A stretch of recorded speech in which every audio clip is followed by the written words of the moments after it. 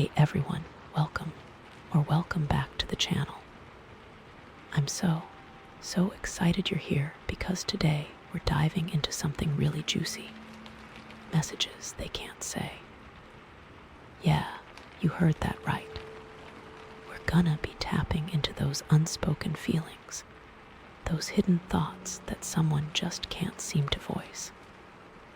Now, this reading is timeless, meaning whenever you're watching this, it's meant for you. And remember, take what resonates and leave what doesn't. Maybe you're curious about a specific person, or maybe you just want to see what's floating around in the ether. Either way, I'm here for it, and I'm so ready to explore this with you. So, how are we doing this?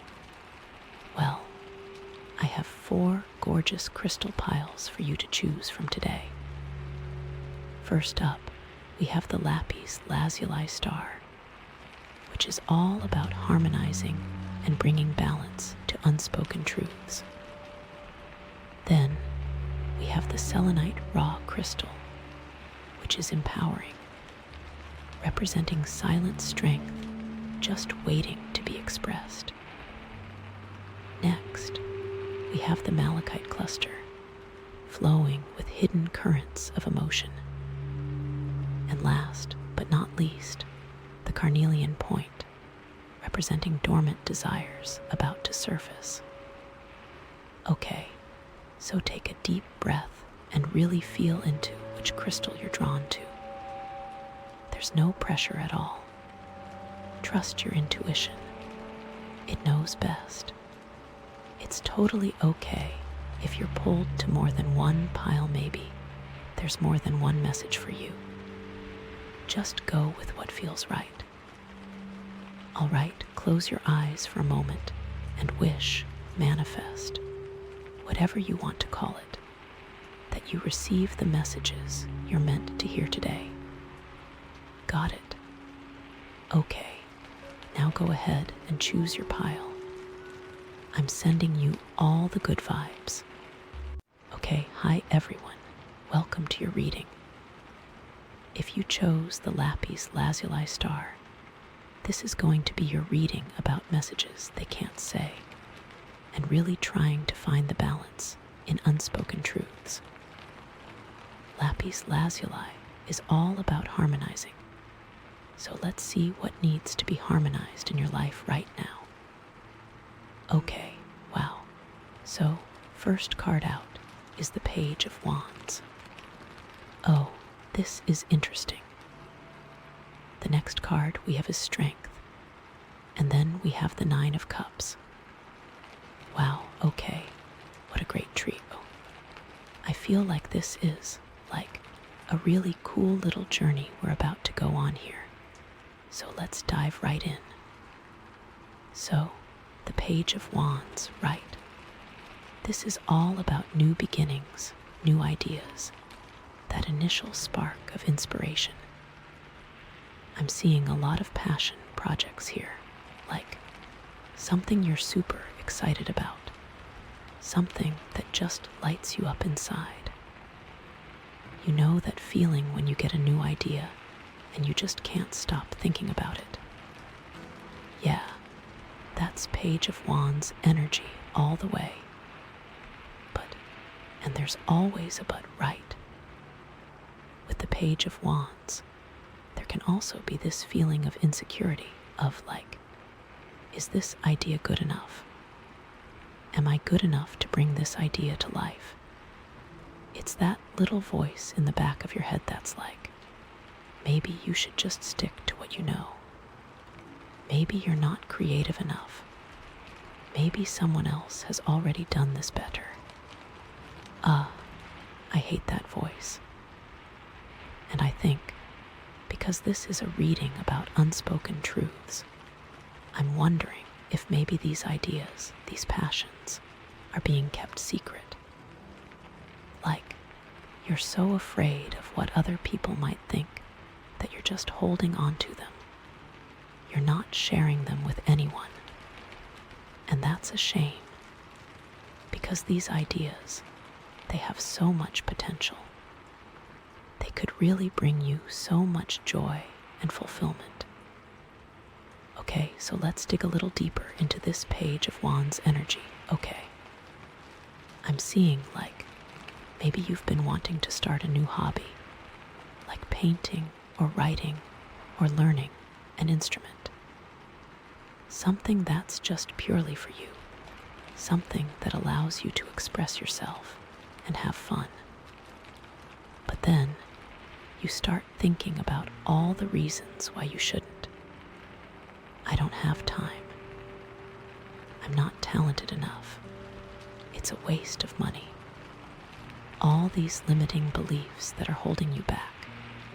Or maybe it's something bigger, like a career change. Maybe you've been feeling unfulfilled in your current job for a while now, and you have this idea for a new career that you would just love. But it feels scary, right? It feels like a huge risk. What if I fail? What if I'm not good at it? What if I can't make enough money? All these fears are swirling around in your head, and they're keeping you stuck where you are. And it's interesting, because the Page of Wands is all about taking risks and being bold and stepping outside of your comfort zone. But it's also about being a little naive, a little inexperienced. So you might feel like you don't know what you're doing, and that's okay. That's part of the process. Everyone starts somewhere. But I think the key here is to not let that fear paralyze you.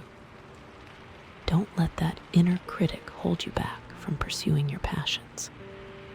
Because these ideas, they're not just random thoughts. They're messages from your soul, telling you what you need to do to feel more alive, more fulfilled. And they want to be expressed. They want to be brought into the world. So, what can you do to overcome this fear? Well, first of all, I think it's important to acknowledge it. Don't try to pretend that you're not scared. It's okay to be scared. It just means that you're about to do something really important. And then, challenge those limiting beliefs. Ask yourself, are these beliefs actually true? Or are they just stories that I'm telling myself? Often, they're just stories. They're based on past experiences or fears that aren't even relevant anymore. And finally, take small steps. You don't have to quit your job tomorrow and move to a new city to pursue your dreams. Start small. Take a class. Join a group. Talk to someone who's already doing what you want to do. Just take one small step forward each day, and you'll be surprised at how far you can go. Okay, so I feel like a big part of this too is like, are you seeking validation from other people? Because the Page of Wands can sometimes be a little bit of a people pleaser. They want everyone to like their ideas. They want everyone to approve of them. And that can be a real problem because you can't please everyone. And if you're constantly seeking validation from others, you're never going to feel truly satisfied. So, I think it's important to ask yourself, who am I trying to impress? And why? Are you trying to impress your parents, your friends, your partner, your boss? And are their expectations even realistic? Are they even aligned with your own values and desires? Because ultimately, the only person you need to please is yourself. You're the one who has to live with your choices. You're the one who has to face the consequences. So you need to make sure that you're making choices that are right for you, not for anyone else. can be really hard, especially if you're used to putting other people's needs first.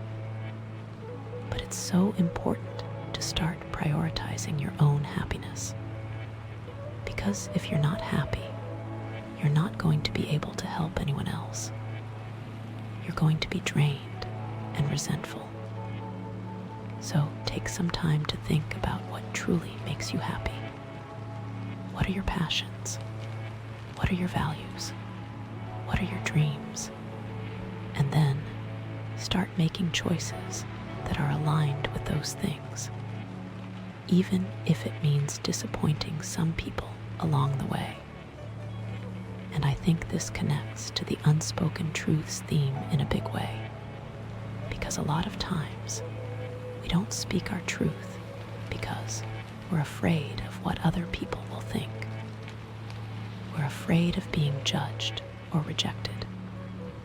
We're afraid of losing their approval.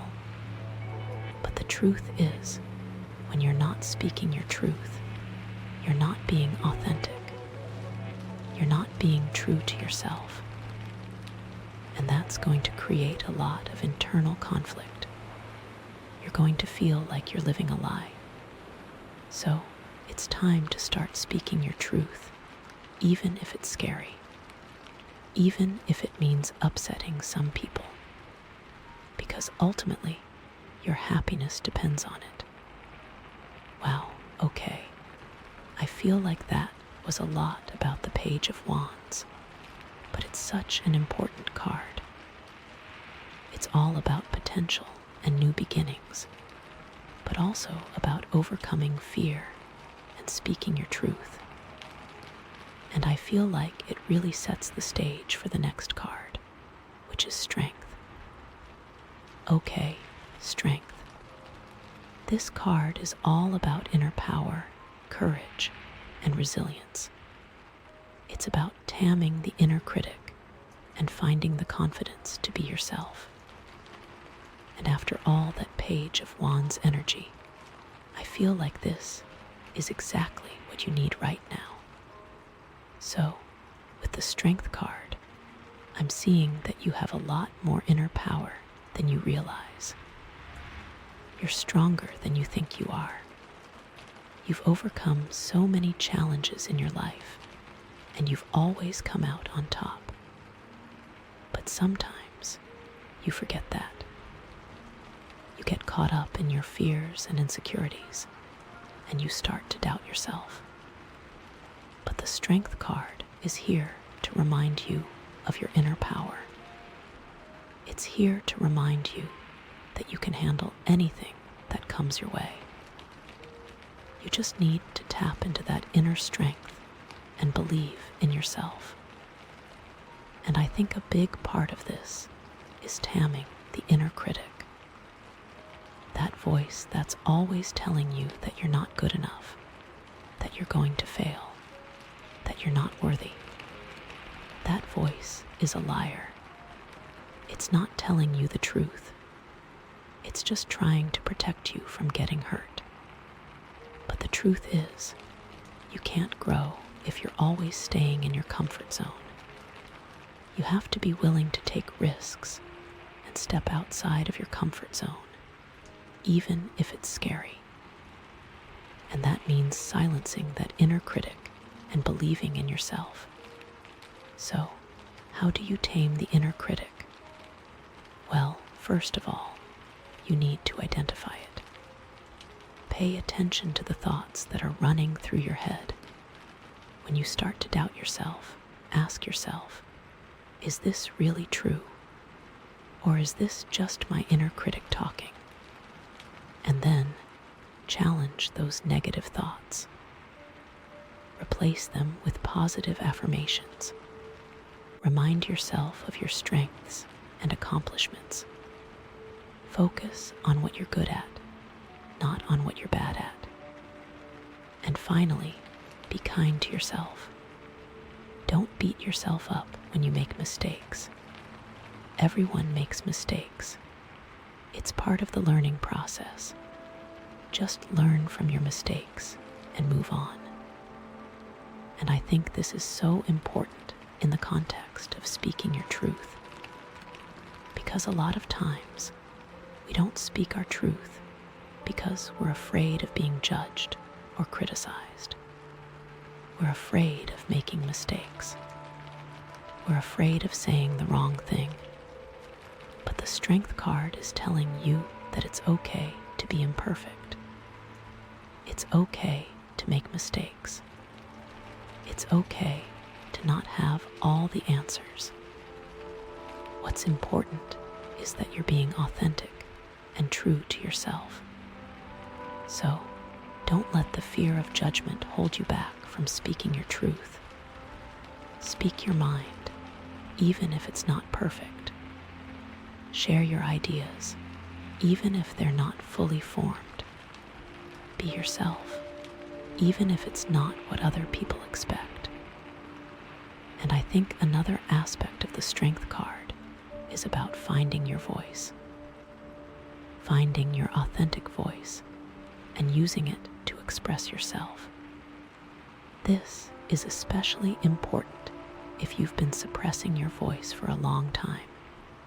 If you've been afraid to speak up or share your opinions. So, how do you find your voice? Well, first of all, you need to give yourself permission to speak. You need to believe that your voice matters and that your opinions are valuable. And then start practicing. Start sharing your thoughts and feelings with people you trust.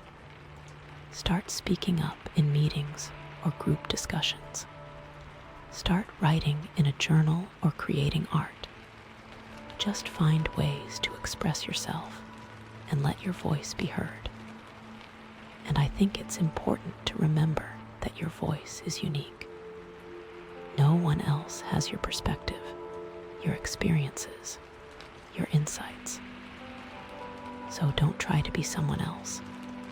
Just be yourself and share your unique voice with the world. And this connects to the unspoken truths theme in a big way, because a lot of times we suppress our voice because we're afraid of being different. We're afraid of standing out. We're afraid of not fitting in. But the truth is, your differences are what make you special. They're what make you unique. They're what make you valuable. So, embrace your differences and let your voice be heard. And I think the Strength card is also about setting boundaries. Setting healthy boundaries with other people and protecting your energy. This is especially important if you're a people pleaser or if you have a hard time saying no. So, what are boundaries? Boundaries are limits that you set with other people to protect your physical, emotional, and mental well-being. They're about defining what you're comfortable with and what you're not comfortable with. And setting boundaries is not selfish. It's not mean. It's actually essential for healthy relationships. Because when you set boundaries, you're teaching people how to treat you. You're showing them what you value and what you're not willing to tolerate. So, how do you set boundaries? Well, first of all, you need to identify your boundaries. What are you comfortable with? What are you not comfortable with? What are your limits? And then, communicate your boundaries clearly and assertively. Let people know what you're willing to do and what you're not willing to do. Be firm and consistent. Don't back down or give in to pressure. And finally, enforce your boundaries. If someone violates your boundaries, take action. Remove yourself from the situation. End the conversation. Limit your contact with that person. Do whatever you need to do to protect yourself. And I think setting boundaries is so important in the context of speaking your truth. Because a lot of times, we don't set boundaries because we're afraid of upsetting people. We're afraid of losing their approval. We're afraid of being seen as difficult or demanding. But the truth is, when you don't set boundaries, you're allowing other people to take advantage of you. You're allowing them to drain your energy and disrespect your needs. And that's not fair to you. So it's time to start setting boundaries and protecting your energy, because you deserve to be treated with respect and consideration. You deserve to have your needs met, and you deserve to be happy. Wow, okay. I feel like that was a lot about the Strength card, but it's such a powerful card. It's all about inner power, courage, and resilience, but also about taming the inner critic, finding your voice, and setting boundaries. And I feel like it really leads us perfectly into the final card, which is the Nine of Cups. Okay, the Nine of Cups. This is the wish fulfillment card. This is the card that says, your dreams are coming true. This is the card that says, you're getting everything you've ever wanted. Wow. So, with the Nine of Cups, I'm seeing that you're about to experience a period of great joy and happiness. You're going to achieve your goals, fulfill your desires, and live the life you've always dreamed of. But only if you really take what you learn from that Strength card seriously. But you know, it's also important to be clear about what you really want. Because sometimes we think we want something, but it's not actually what we need. Or maybe we want something for the wrong reasons. Maybe we're trying to impress other people or fill a void inside of ourselves.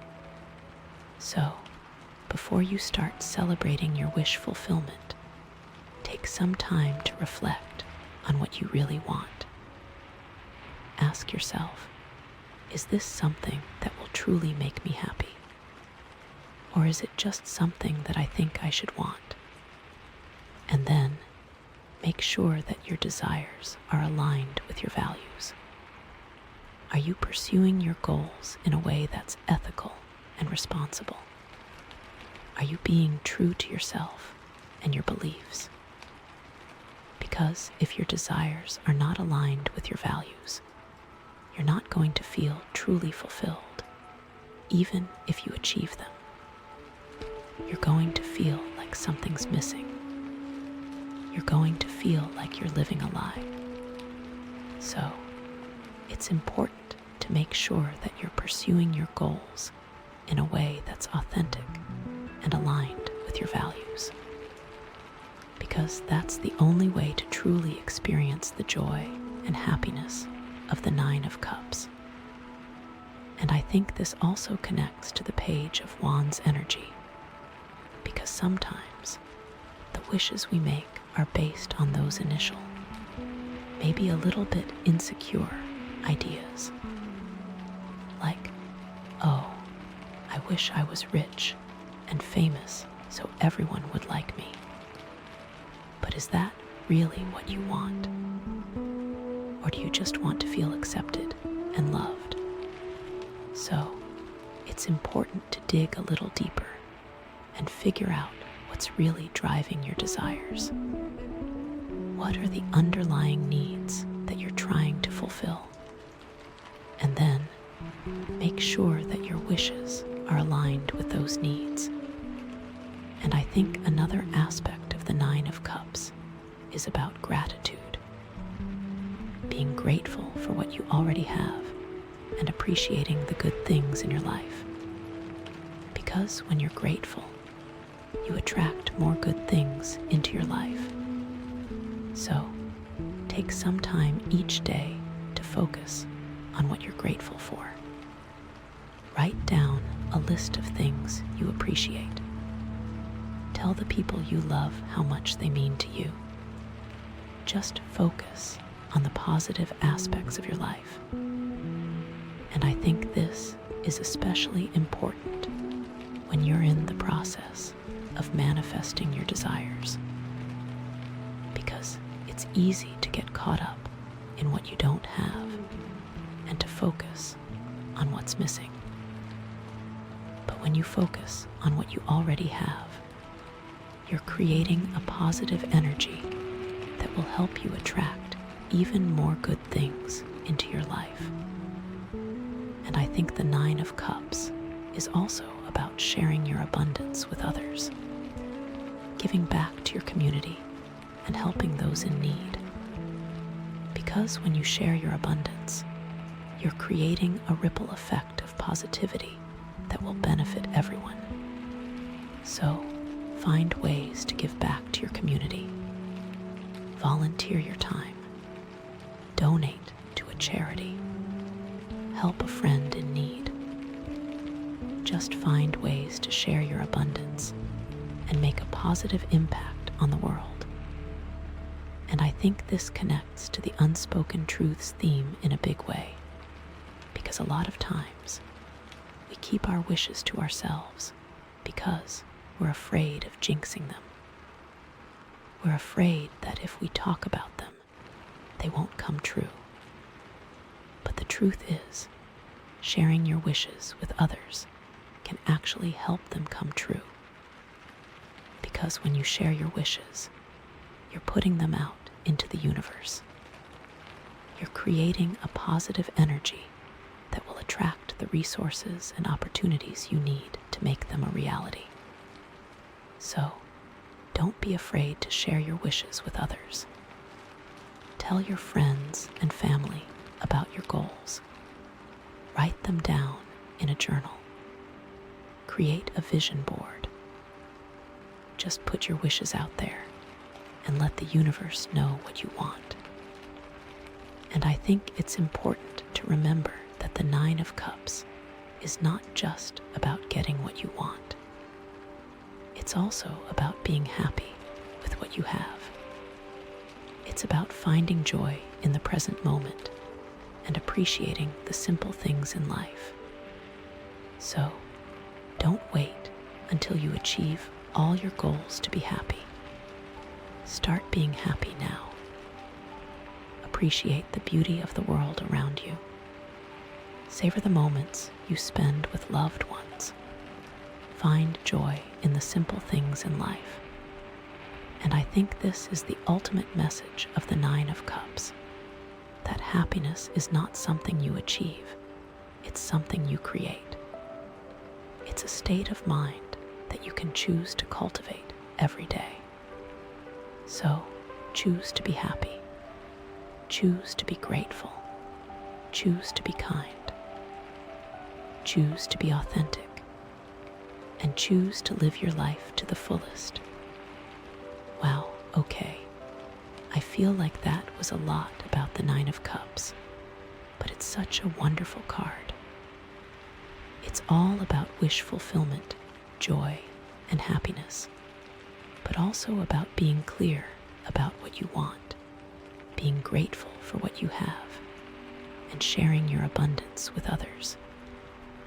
So to bring this all together, we have the Page of Wands, that initial spark of inspiration, but also the potential for insecurity and seeking validation. Then we have the Strength card, which is all about finding your inner power, taming the inner critic, and speaking your truth. And finally, we have the Nine of Cups, which is the wish fulfillment card. But it's also about being clear about what you want, being grateful for what you have, and sharing your abundance with others. And I think the key message here is that you have the power to create the life you want. But you need to be clear about what you want. You need to believe in yourself, and you need to be willing to speak your truth. And you need to be grateful for what you have and share your abundance with others. When you do all of those things, you'll be able to manifest your desires and live a life filled with joy and happiness. And I think this all ties back to the theme of unspoken truths, because a lot of times we hold ourselves back from achieving our dreams because we're afraid to speak our truth. We're afraid of what other people will think. We're afraid of being judged. We're afraid of failing. But the truth is, when you don't speak your truth, you're not being true to yourself. And that's going to create a lot of internal conflict. So, it's time to start speaking your truth, even if it's scary, even if it means upsetting some people, because ultimately, your happiness depends on it. And when you speak your truth, you're going to attract the people and opportunities you need to achieve your dreams. And you're going to create a life filled with joy, happiness, and abundance. Okay, wow, what a reading. I am so excited to see what comes next for you. Let's go ahead and pull the next card and see what else the universe wants you to know. Okay, so, wow, the next card is the Page of Swords. Okay, so, like the Page of Swords, what does this even mean in the context of everything we've already seen? Okay, so like, right off the bat, the Page of Swords. It's all about, like, new ideas, new information. But it's also about being really, really, really honest, maybe brutally honest with yourself and with other people. It's like cutting through the BS, you know. It's seeing things as they really are, not as you want them to be, or as other people want you to see them. It's about, like, getting really clear on what's true and what's not true. And like, because this is a reading about messages they can't say, I feel like this Page of Swords is, like, about to expose some hidden truths. Like maybe some things that you haven't been willing to admit to yourself, or that other people haven't been willing to tell you. Ooh, this could be juicy. Okay, so, yeah, Page of Swords. New information, clarity, honesty. But also, like, a little bit of anxiety. Because sometimes, when you start digging for the truth, you find things that you don't really want to find, you know. It can be a little scary. So, I feel like this card is also about being brave enough to face the truth, even when it's uncomfortable. It's about being willing to look at the shadows and acknowledge the things that you've been trying to avoid. And I think this ties in really nicely with the Strength card we saw earlier. Because the Strength card is all about inner courage and resilience. It's about finding the strength to face your fears and overcome your challenges. So, like, the Page of Swords is bringing you the information, but the Strength card is giving you the courage to deal with it, you know. And it also ties into this Lapis Lazuli and the need to balance unspoken truths.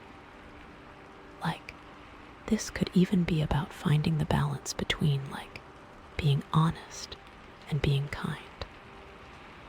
Like, you don't want to just, like, blurt out everything that's on your mind without thinking about the consequences.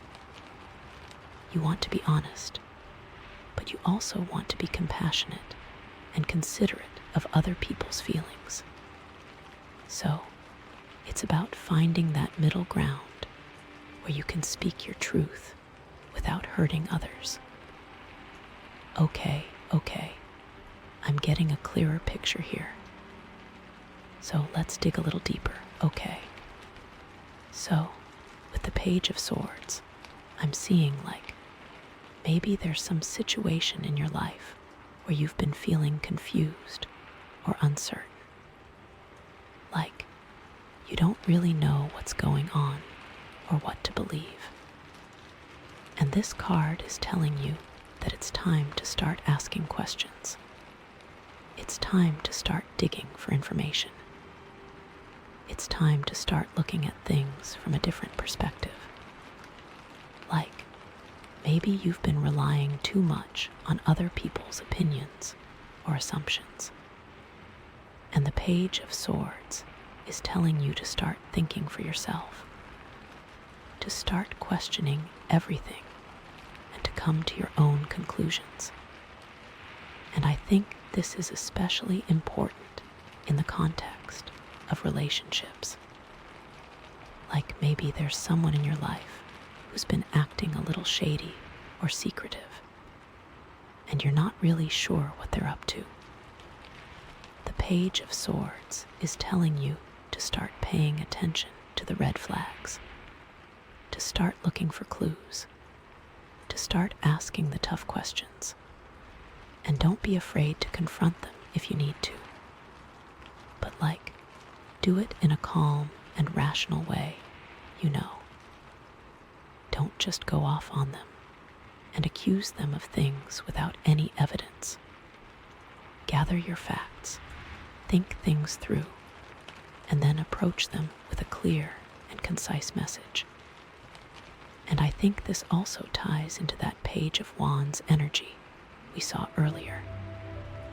Because the Page of Wands is all about new ideas and inspiration. But sometimes those new ideas can be a little bit naive or unrealistic. So the Page of Swords is here to help you ground those ideas in reality, to help you analyze them and see if they're actually feasible.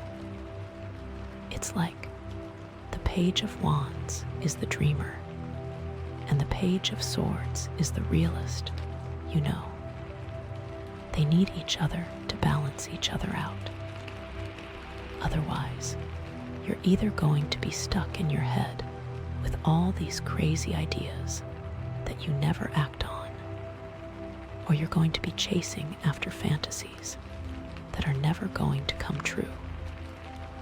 So, it's about finding that balance between inspiration and analysis, between dreaming and doing, and also going back to this unspoken truths theme.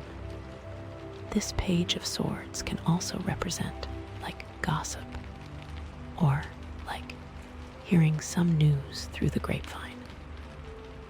So maybe some information is going to come to light, but you need to take it with a grain of salt, because it might not be the whole truth.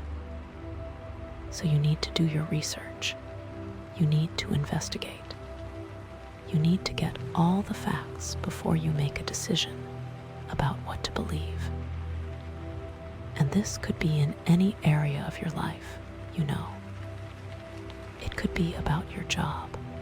It could be about your relationships. It could be about your family. But whatever it is, the Page of Swords is telling you to be careful about what you hear, and to always get the full story before you jump to conclusions.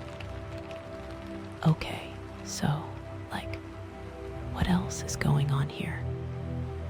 I'm also seeing that this Page of Swords can represent, a younger person who's bringing you this information.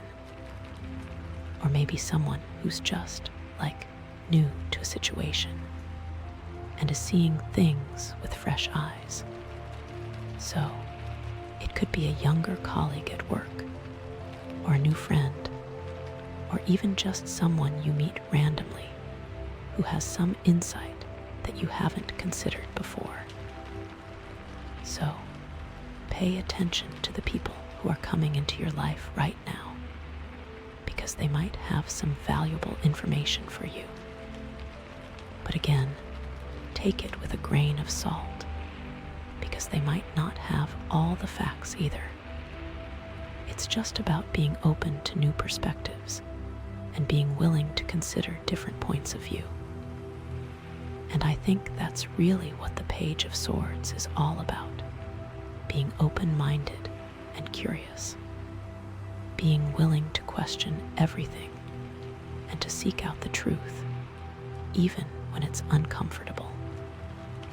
Okay, so I feel like we've really dug into the general meaning of the Page of Swords. So let's talk about how it connects to the other cards we've seen. Okay, so we've got the Page of Wands, the Strength card, and the Nine of Cups. So, how does the Page of Swords fit into this picture? Well, I think it's all about taking those initial ideas from the Page of Wands and turning them into something real. It's about using your inner strength to overcome your fears and speak your truth. And it's about manifesting your desires and creating the life you want. But the Page of Swords is also a reminder that it's not always going to be easy. There are going to be challenges and obstacles along the way. There are going to be times when you feel confused or uncertain. There are going to be times when you have to face uncomfortable truths. But the Page of Swords is telling you that you have the strength and the courage to handle whatever comes your way. You just need to be willing to ask the tough questions, to seek out the truth, and to speak your mind, even when it's scary. And I think this is especially important in the context of the Nine of Cups, because the Nine of Cups is all about wish fulfillment. But sometimes the things we wish for aren't really what we need. Or maybe we're wishing for things for the wrong reasons. So the Page of Swords is here to help you clarify your desires and make sure that you're wishing for things that are truly aligned with your values and your sole purpose. It's about getting really clear on what you want and why you want it. And then using your inner strength to manifest those desires in a way that's ethical and responsible. And I think this also ties into the Strength card, because the Strength card is all about taming the inner critic and finding your voice. But sometimes the inner critic can be really loud and persistent. It can be hard to silence that voice and to believe in yourself. So, the Page of Swords is here to help you challenge those negative thoughts and beliefs, to help you see them for what they really are, just stories that you're telling yourself. And then to replace those stories with more positive and empowering ones.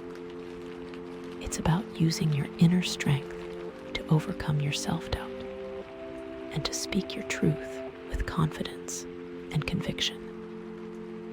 And I think that's really the key here: confidence. The Page of Swords is all about confidence. It's about believing in yourself and your ability to handle whatever comes your way. It's about knowing that you have the strength and the courage to face the truth, to speak your mind, and to create the life you want. So, if you've been feeling a little bit insecure or uncertain lately, the Page of Swords is here to remind you of your inner power. It's here to remind you that you're stronger than you think you are. And it's here to encourage you to step into your power and to start living your life with confidence and conviction. Okay, so let's get back to this unspoken truths theme, okay? Because I feel like this is really the heart of this reading. So, how does the Page of Swords help us uncover these unspoken truths? Well, I think it's all about asking the right questions. It's about being willing to dig a little deeper and to look beyond the surface. It's about not being afraid to challenge assumptions and to question authority. And it's about being honest with yourself and with other people, even when it's uncomfortable. So, what are some of the questions that you should be asking yourself right now? Well, I think the first question is, what are you not saying? What are you holding back from yourself or from other people? What are the things that you're afraid to admit or to acknowledge? And then, why are you not saying these things? Are you afraid of hurting someone's feelings? Are you afraid of being judged or rejected? Are you afraid of losing something?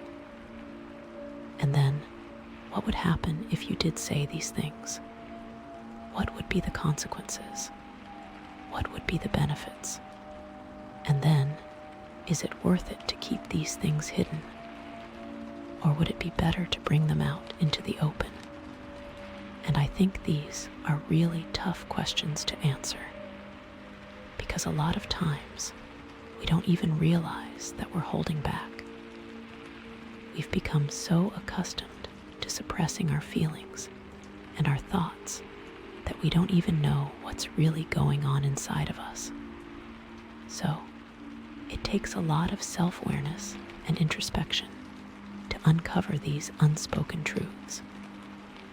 But it's so worth it, because when you start to speak your truth, you start to heal. You start to release the pent-up energy that's been holding you back.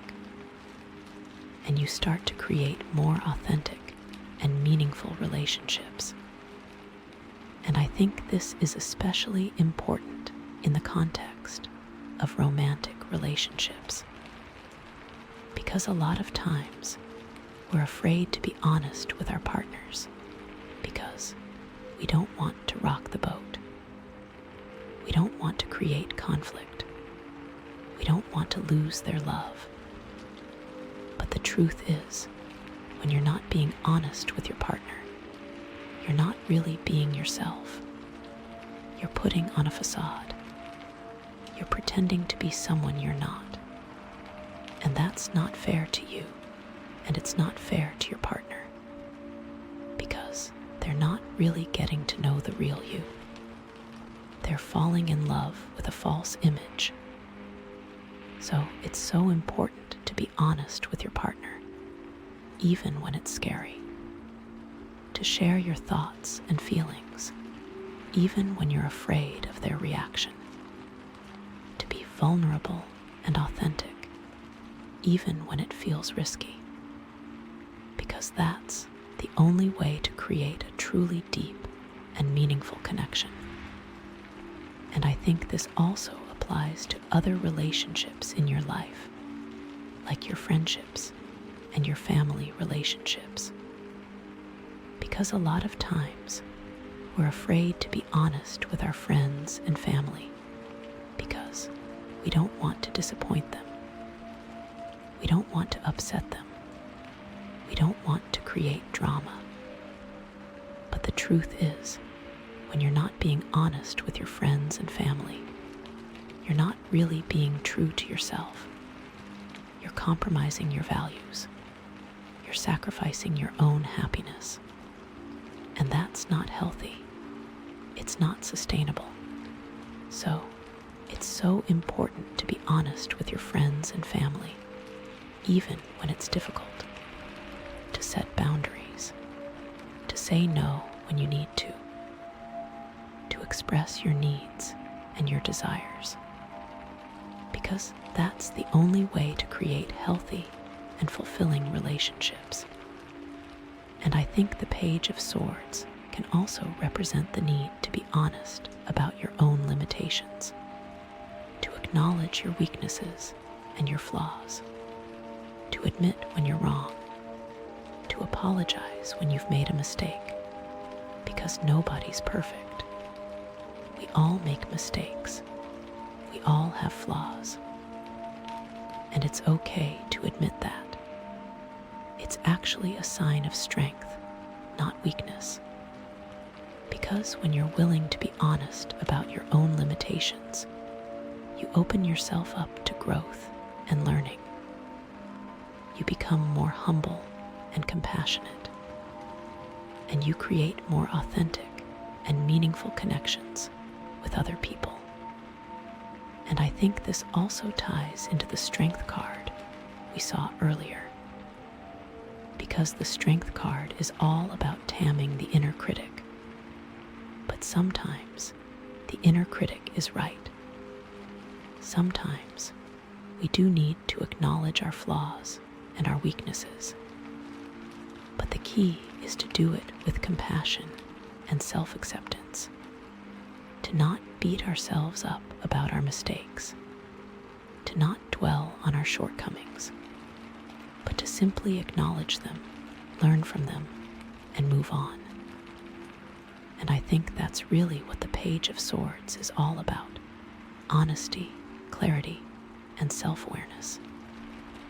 It's about being willing to look at yourself and your life with a critical eye, to identify the areas where you need to grow and improve, and to take action to make those changes.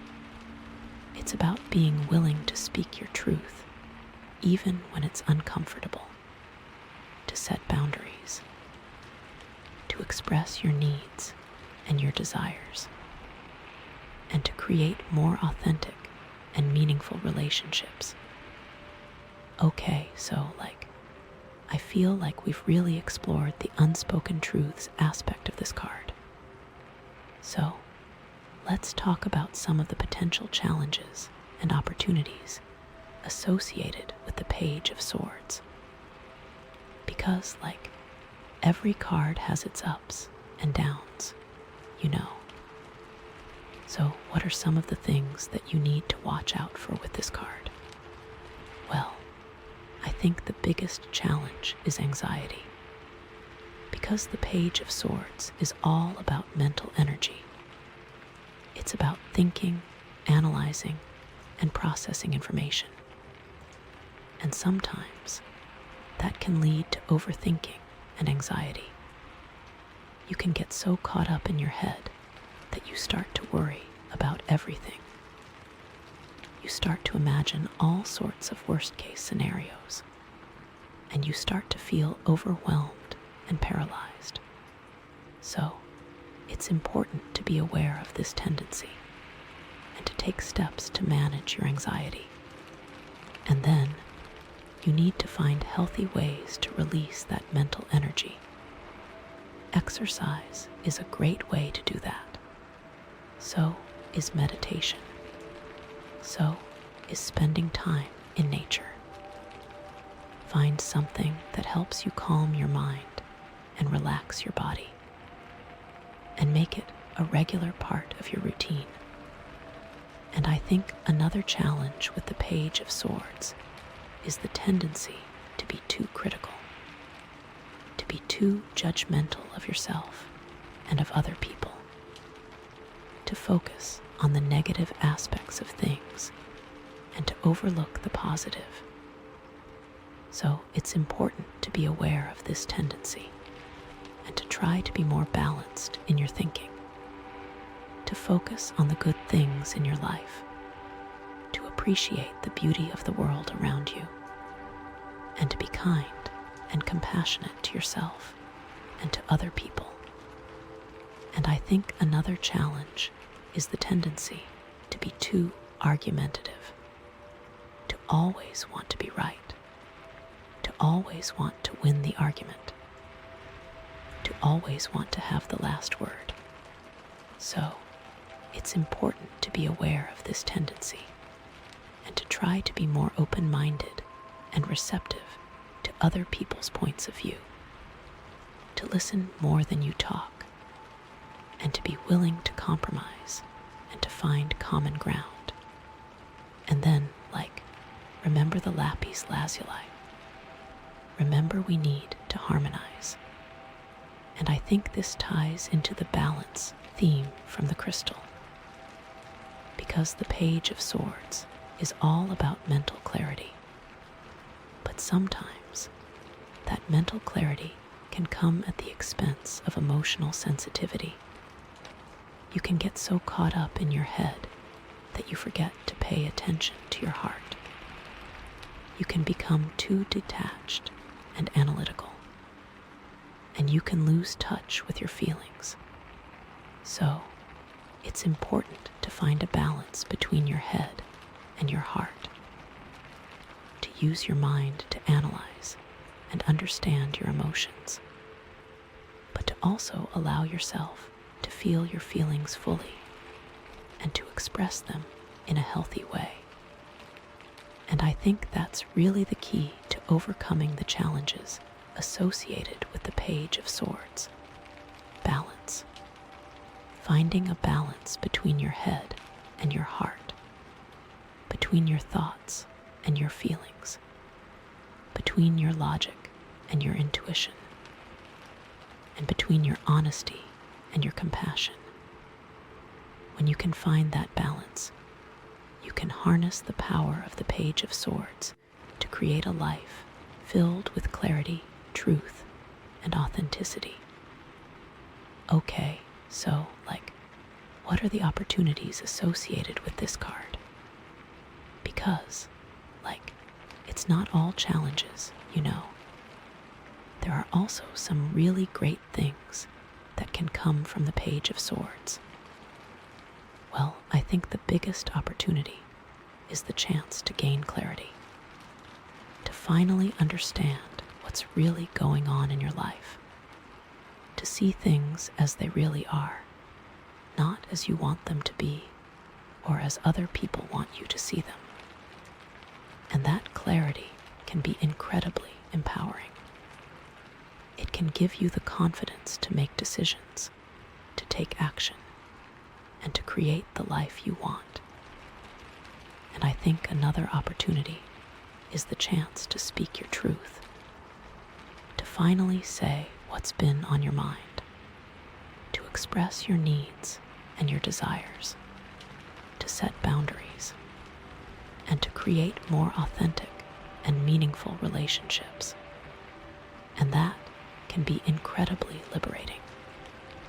It can free you from the burden of keeping secrets and suppressing your feelings. And it can allow you to connect with other people on a deeper level.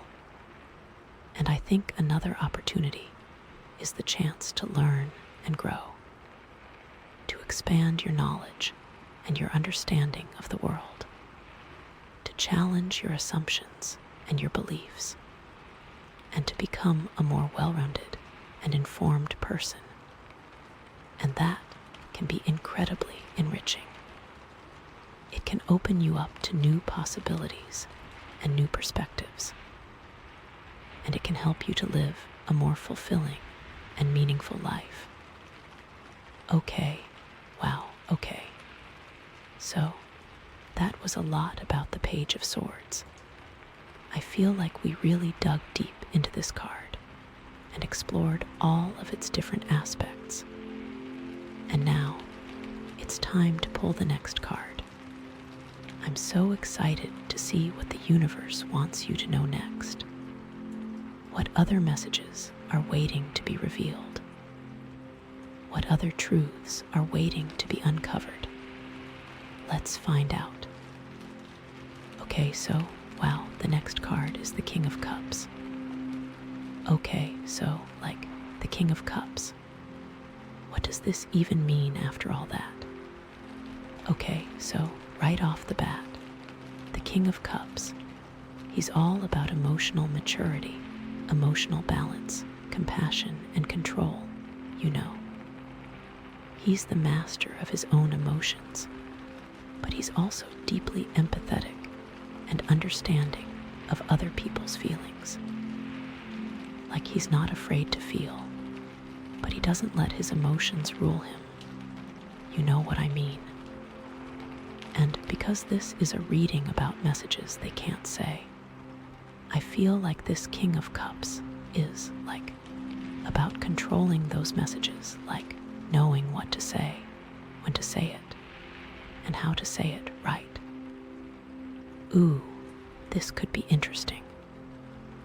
Okay, so, yeah, King of Cups, emotional mastery, compassion, balance, but also like a little bit of repression, you know.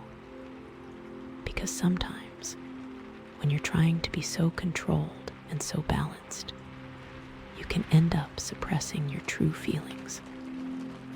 So, I feel like this card is also about finding a healthy way to express your emotions without losing control.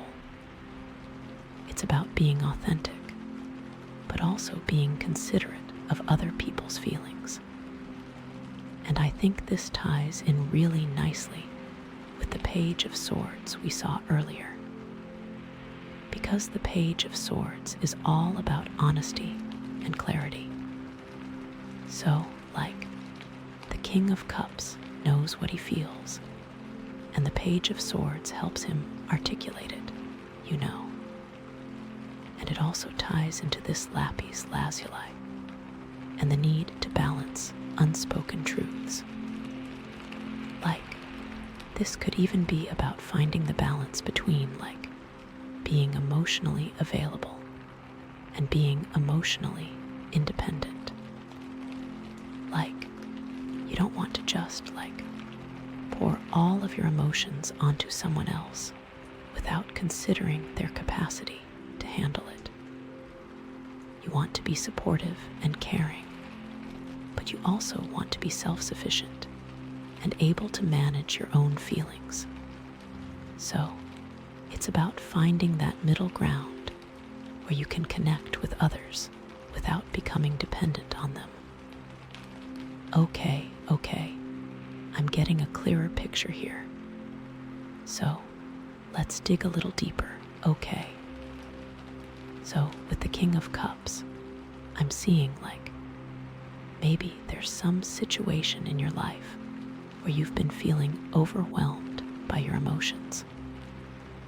Like, you're just feeling everything so intensely that it's hard to cope.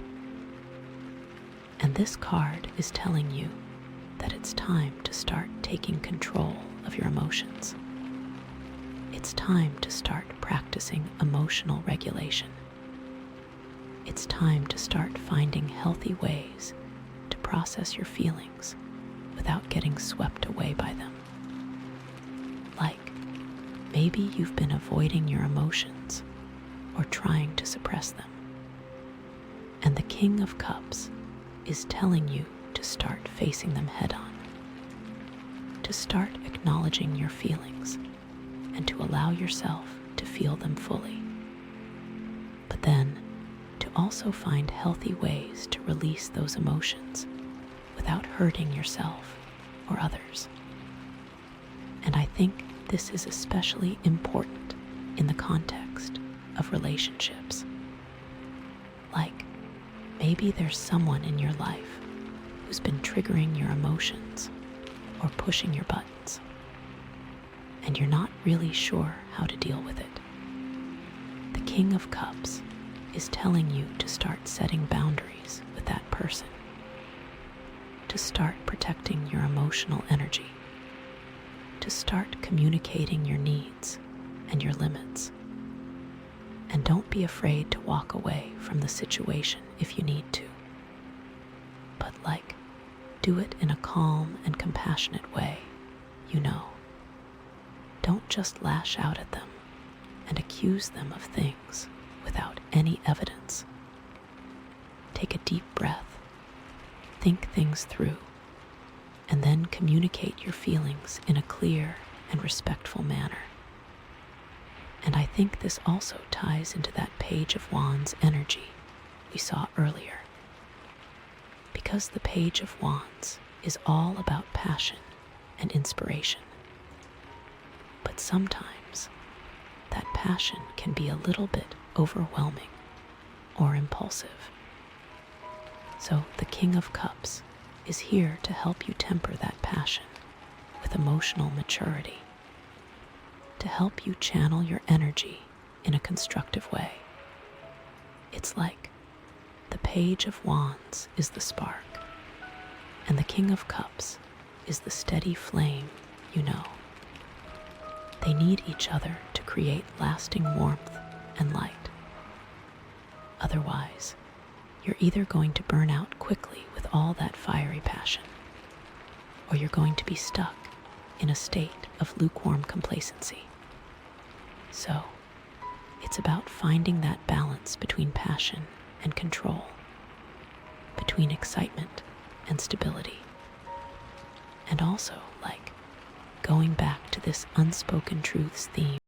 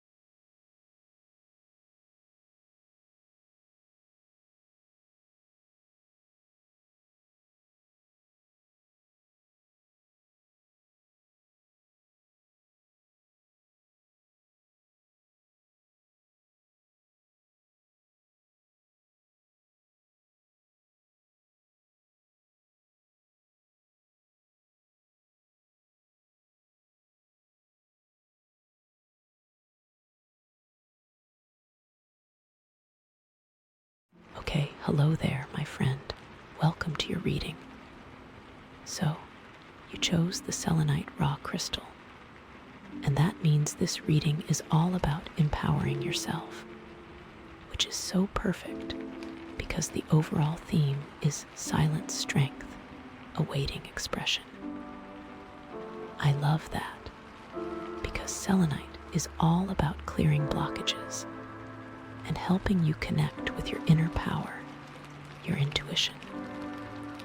It's about finding your voice, even when it feels like you have to be silent, like your strength is brewing beneath the surface, ready to come out. Okay, so let's see what the cards have to say about that. Ready? All right, so the first card we have is the Empress. Oh wow, so beautiful and fertile. Then we have the Four of Swords, and finally, the King of Wands. Okay, immediately, what I'm seeing is that this is someone who is incredibly creative and nurturing. Someone who is just naturally abundant, but might be feeling a little burnt out, or maybe needs to create better boundaries for themselves. But also, you have this amazing leadership potential, this fire within you that you're maybe, just maybe, not fully expressing yet. Okay, let's dig a little deeper, shall we? So, the Empress, first of all, is like pure feminine energy, right? It's about creation, abundance, nurturing, and beauty.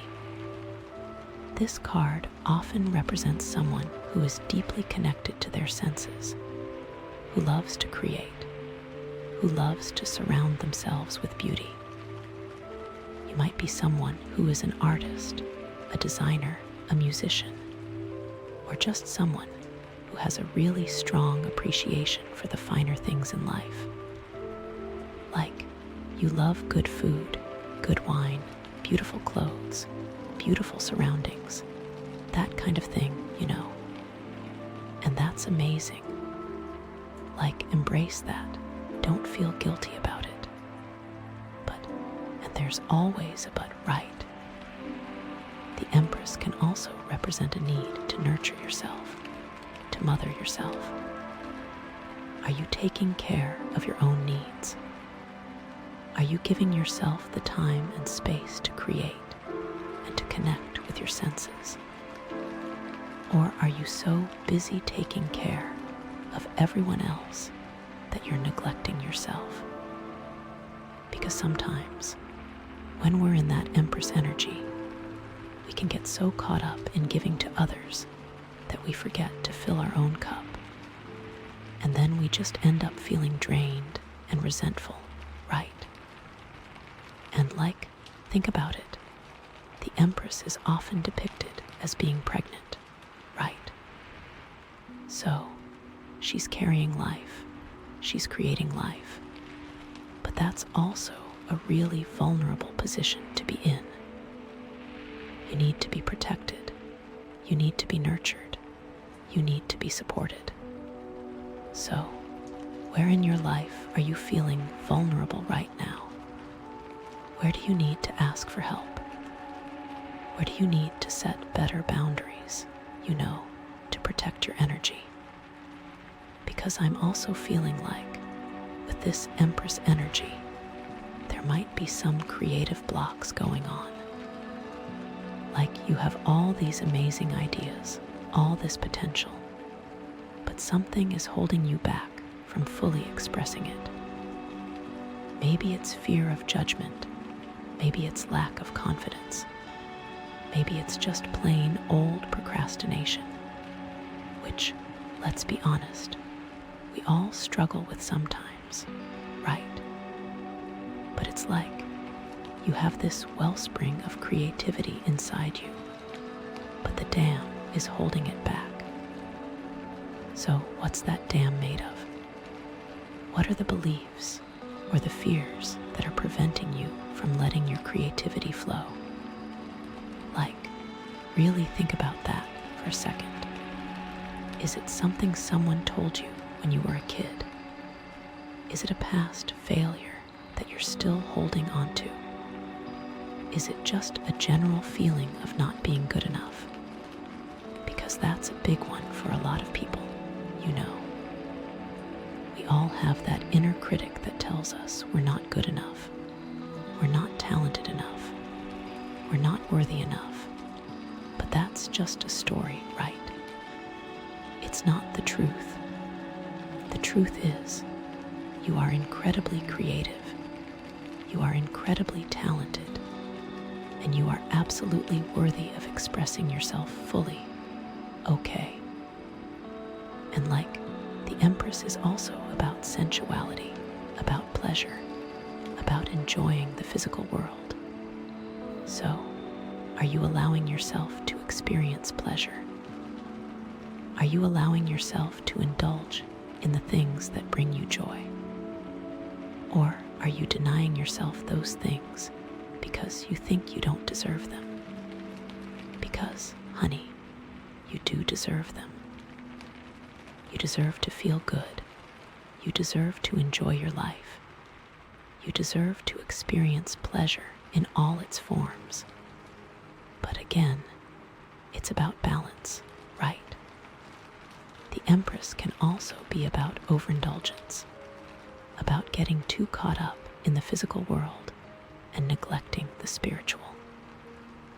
So, are you balancing your sensual desires with your spiritual needs?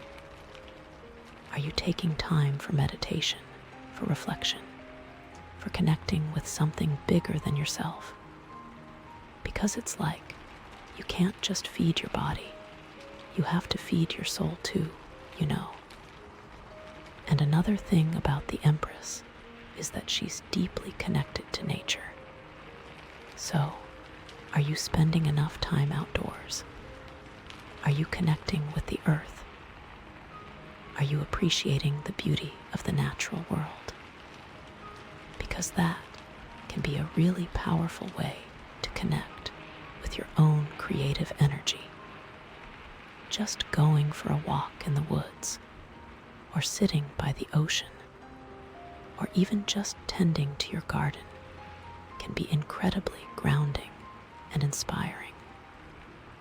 Okay, so thinking about silent strength awaiting expression, maybe the message you can't say is, I deserve to be nurtured, or I deserve to experience pleasure, or I deserve to express my creativity fully. Like, maybe you've been silencing those desires, those needs, because you think they're selfish or frivolous or whatever, but they're not. They're essential to your well-being, okay? So let's move on to the Four of Swords, because this is really interesting in combination with the Empress. The Four of Swords is all about rest, contemplation, and solitude. It's about taking a break from the hustle and bustle of everyday life to recharge your batteries and connect with your inner wisdom. This card often shows someone lying down, resting, with swords hanging on the wall. It's like they've put down their weapons, they've stopped fighting, and they're finally allowing themselves to relax. So, what this says to me is that you might be someone who is constantly on the go, who is always doing something, who never allows themselves to just be. You might be a workaholic, or you might just be someone who feels like they always have to be productive, you know. Like you can't just sit still and do nothing, because then you'll feel guilty or lazy. But the Four of Swords is saying that you need to give yourself permission to rest, to recharge, to just be. It's not lazy, it's necessary. It's essential for your well-being, especially with that Empress energy. Because think about it, if you're constantly giving and creating and nurturing, you're going to burn out eventually, right? You can't pour from an empty cup. So, the Four of Swords is a reminder to take care of yourself, to prioritize your own needs, to give yourself the time and space to rest and recharge. And that might mean saying no to things. It might mean setting better boundaries. It might mean just taking a day off to do absolutely nothing, you know. And that's okay. It's more than okay. It's necessary. And this card can also indicate a need to step away from a situation, to gain some perspective. Maybe you're dealing with a difficult situation at work or in your personal life, and you're feeling overwhelmed. The Four of Swords is saying that you need to take a break from it, to step back and see the bigger picture. Sometimes, when we're too close to a problem, we can't see the solution. So, taking a break can give you the clarity you need to find a way forward. But, and this is important, the Four of Swords isn't just about physical rest. It's also about mental and emotional rest. It's about quieting your mind, about letting go of your worries and anxieties, about finding some inner peace. And that can be really hard to do, especially in today's world, where we're constantly bombarded with information and stimulation, right? It feels like our minds are always racing, always thinking about something. So, how do you quiet your mind? How do you find that inner peace? Well, there are lots of different ways, you know. Meditation is a great one. Even just 5 or 10 minutes a day can make a huge difference. Yoga is another great one because it combines physical movement with mental focus. Spending time in nature can also be really helpful, as we talked about with the Empress. Or maybe it's just reading a good book, or listening to music, or taking a long bath. Whatever helps you to relax and unwind, you know. And the Four of Swords can also indicate a period of healing. Maybe you've been through a difficult time recently, and you're still recovering. This card is saying that it's okay to take your time, to heal at your own pace. Don't feel like you have to rush back into things before you're ready. Give yourself the space and the time to process your emotions, to grieve your losses, to rebuild your strength. But, and this is another important, but the Four of Swords can also be a warning against escapism. It's important to take time to rest and recharge, but you don't want to use that as an excuse to avoid dealing with your problems. You don't want to retreat into yourself and shut out the world. You need to find a balance between taking care of yourself and facing your challenges. Okay. So thinking about silent strength awaiting expression. Maybe the message you can't say is, I need a break, or I need to take care of myself, or I need to prioritize my own well-being. Maybe you're so used to putting everyone else first that you've forgotten how to take care of yourself, you know. But it's okay to say those things. It's okay to ask for help. It's okay to prioritize your own needs. You deserve it. Okay, so finally, we have the King of Wands. And this is where things get really interesting, especially in combination with the Empress and the Four of Swords. The King of Wands is all about leadership, passion, and confidence. It's about taking charge of your life, about pursuing your goals with enthusiasm and determination, about inspiring others to follow your lead. This card often shows someone sitting on a throne, holding a wand, looking confident and powerful. It's like they know who they are, they know what they want, and they're not afraid to go after it.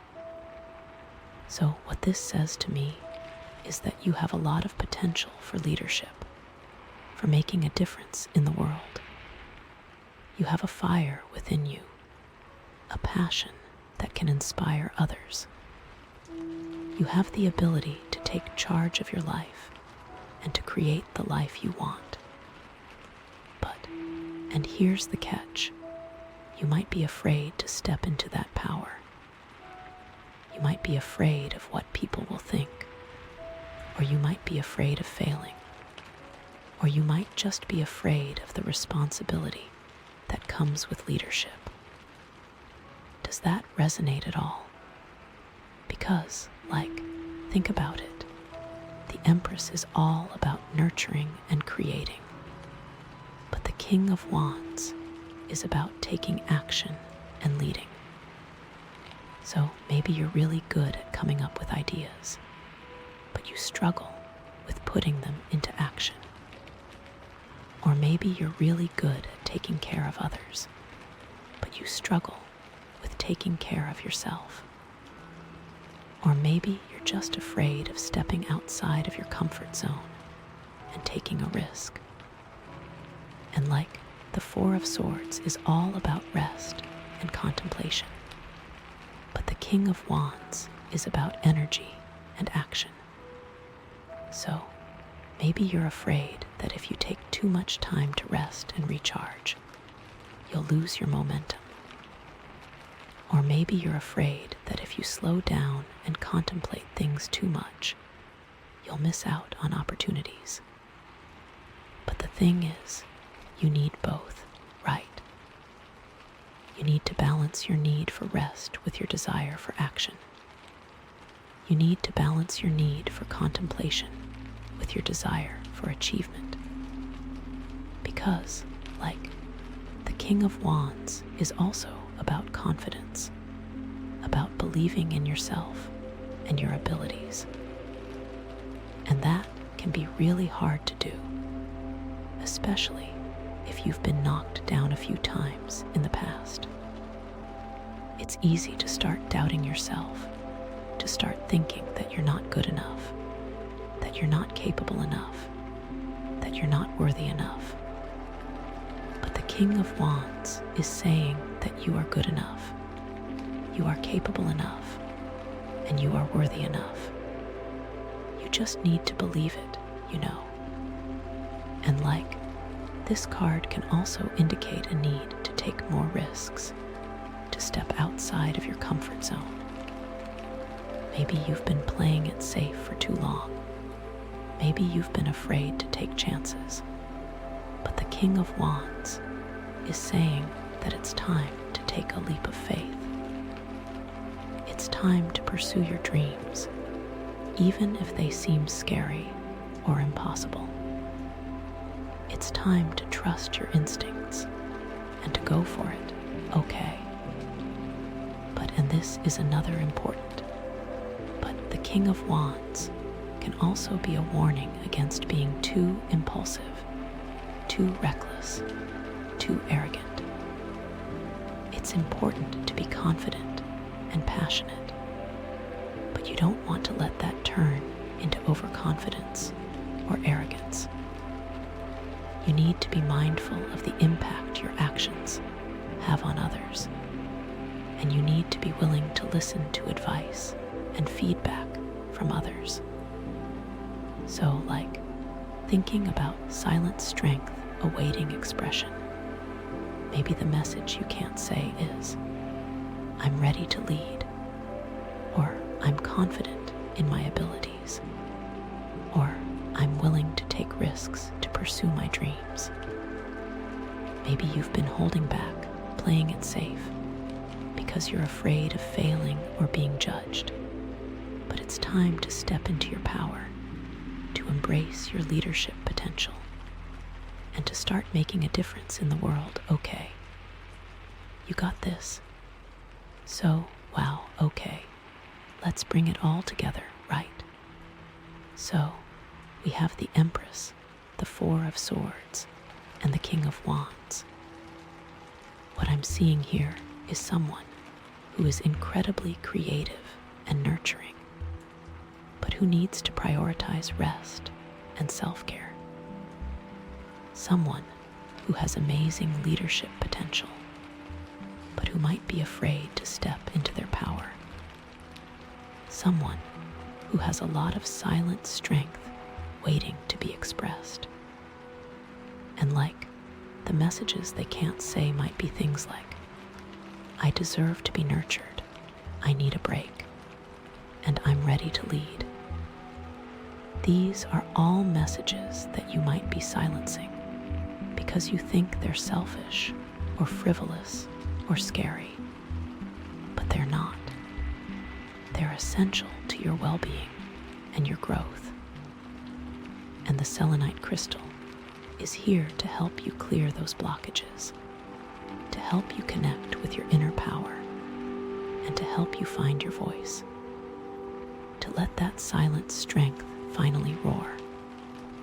I feel like by embracing your creativity, by prioritizing your self-care, and by stepping into your leadership potential, you can really create a life that is full of abundance, joy, and fulfillment. It won't always be easy. There will be challenges along the way, but you have the strength and the resources you need to overcome them. Just remember to trust yourself, to believe in yourself, and to never give up on your dreams, okay? And that King of Wands, it's not just about leading others. It's about leading yourself, right? Being the king or queen of your own domain, your own life. Making the decisions that are right for you. Setting the boundaries that you need. And creating a life that is aligned with your values and your passions. It's about taking responsibility for your own happiness and your own success. And with that Empress energy, too, it's about creating a beautiful and nurturing environment for yourself. Surrounding yourself with things that bring you joy, that inspire you, that make you feel good. It's about creating a space where you can relax and recharge, where you can connect with your creativity, and where you can just be yourself without judgment or criticism. So, yeah, this is a really powerful combination of cards, and I'm so excited to see what you do with it. I feel like you're on the verge of something big, something amazing. Just remember to trust yourself, to believe in yourself, and to never give up on your dreams, okay? You got this. You absolutely got this. Now, let's see what other messages are waiting for you, shall we? Okay, so, the Devil, wow. Okay, that's, like, not always the easiest card to see, right? I mean, a lot of people get freaked out by it, but honestly, it's not necessarily a bad thing. It just means there's something you need to confront, something you need to deal with. And in the context of this reading, with the Empress, the Four of Swords, and the King of Wands, and especially with that selenite crystal calling out, silent strength, awaiting expression. It feels like this Devil card is pointing to the things that are holding you back from fully expressing that strength. You know, it's like, what are the chains that are binding you? What are the limitations you've put on yourself? or that others have put on you? What are the fears that are keeping you stuck? Because, honestly, the devil is all about limitations, right? It's about feeling trapped, about feeling like you don't have a choice, about feeling like you're stuck in a situation that you can't get out of. But the thing is, those chains are often self-imposed, you know. We think we're trapped, but really, we're the ones holding ourselves back. And that selenite is right there, like empowered and ready to help you break free. So don't freak out, okay? This isn't a card of doom and gloom. It's a card of awareness. It's saying, hey, look at this. This is what's holding you back. Now, let's do something about it. And with that silent strength awaiting expression theme, it just screams that there are things you have not admitted about your true potential. It's like the chains are keeping you from not only reaching your potential, but admitting that potential, even EXISDS, you know. It's like, I'm not that strong. I can't do that thing. And it's just like a lie you are telling yourself and believing. Okay, so let's dig a little deeper, shall we? Because the devil can represent a lot of different things, and it's important to figure out what it means for you specifically. So, one possibility is that it represents your fears. What are you afraid of? What are the things that keep you up at night? What are the things that you avoid thinking about? Because those fears can be incredibly powerful, and they can really hold you back from achieving your goals and living your best life. Are you afraid of failure? Are you afraid of success? Are you afraid of judgment? Are you afraid of being alone? Are you afraid of not being good enough? Like, those are all really common fears, and they can all manifest as the devil in a reading. And think about how those fears might be impacting the Empress, right? Maybe you're afraid to fully express your creativity because you're afraid of what people will think. Maybe you're afraid to put yourself out there because you're afraid of failing. Or maybe you're just afraid of being seen, of being visible, of being recognized for your talents. And then, with the Four of Swords, maybe you're afraid to take a break, to rest and recharge, because you're afraid of falling behind. Maybe you're afraid that if you slow down, you'll lose your edge, or that you'll miss out on opportunities. Or maybe you're just afraid of being alone with your thoughts, of having to confront your own demons. And with the King of Wands, maybe you're afraid to step into your leadership potential because you're afraid of the responsibility, or because you're afraid of making mistakes, or because you're afraid of not being able to live up to the expectations of others. It's like all those fears are creating this web of limitations that's keeping you from fully embracing your power. Another possibility is that the devil represents limiting beliefs. What are the beliefs that you hold about yourself, about the world, about what's possible for you? Because those beliefs can be incredibly powerful, and they can really shape your reality. Do you believe that you're not good enough? Do you believe that you're not worthy of love and happiness? Do you believe that you're not capable of achieving your dreams? Do you believe that the world is a dangerous and scary place?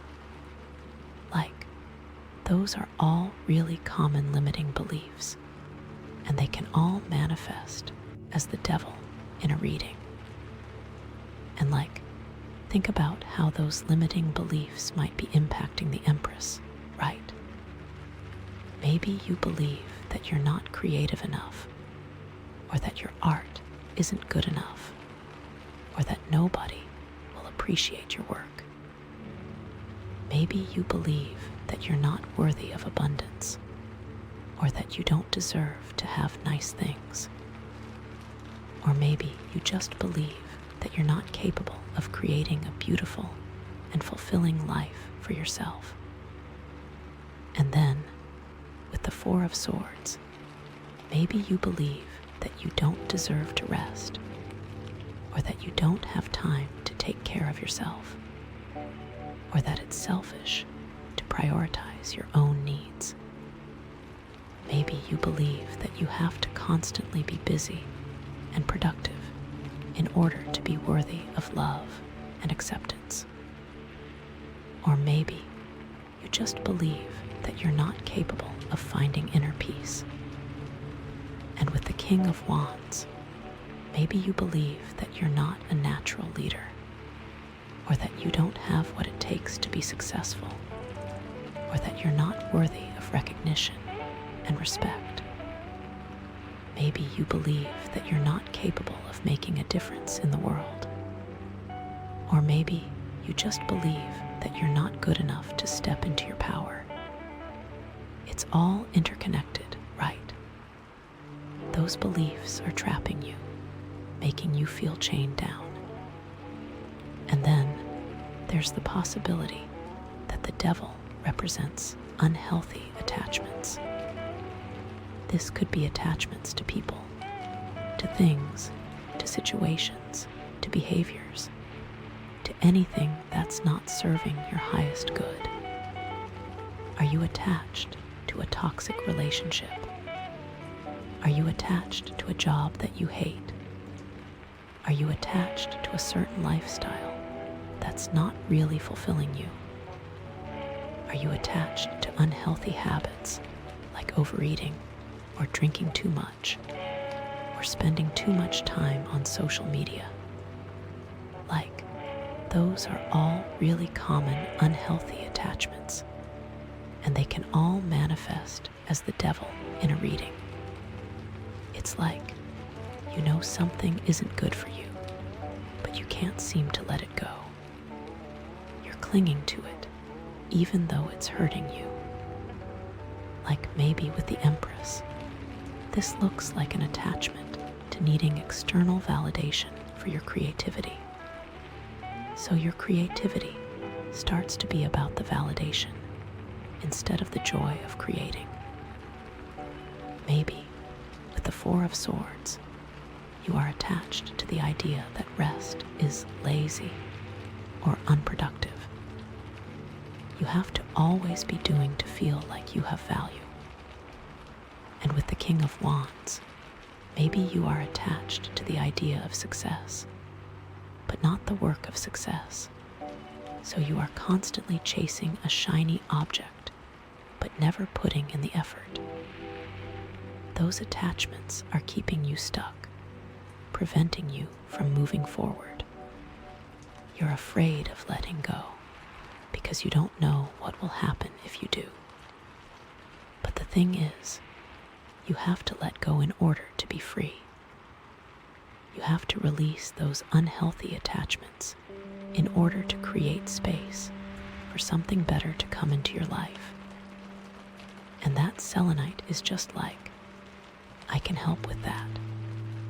Let's clear out this baggage and make room for some good stuff. Okay, so we've talked about fears, limiting beliefs, and unhealthy attachments. But there's another aspect of the devil that we need to explore, and that's the shadow self. The shadow self is the part of ourselves that we don't like to admit exists.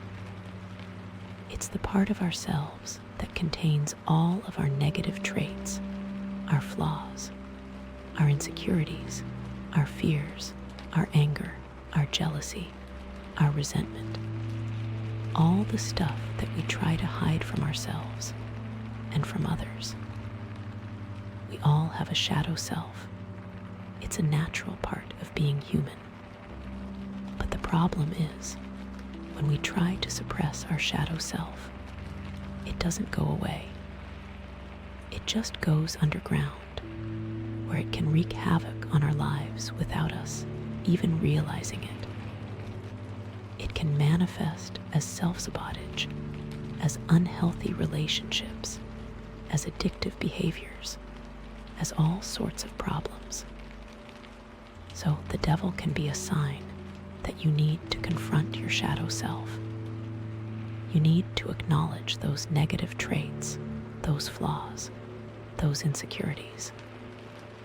You need to bring them into the light so you can start to heal them. Because the thing is, your shadow self is not your enemy.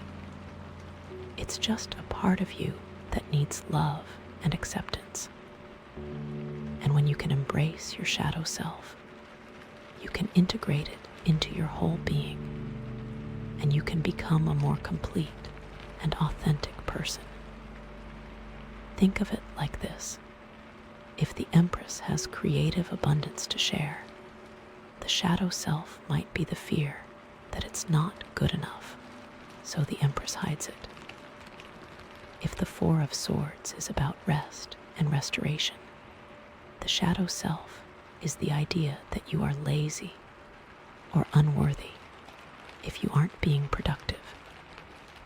And if the King of Wands is about leadership, maybe the shadow self is the fear of responsibility, or that you aren't smart enough or talented enough to be a leader. So, how do you do that? How do you confront your shadow self? Well, one way is through journaling. Write about your fears, your insecurities, your negative thoughts.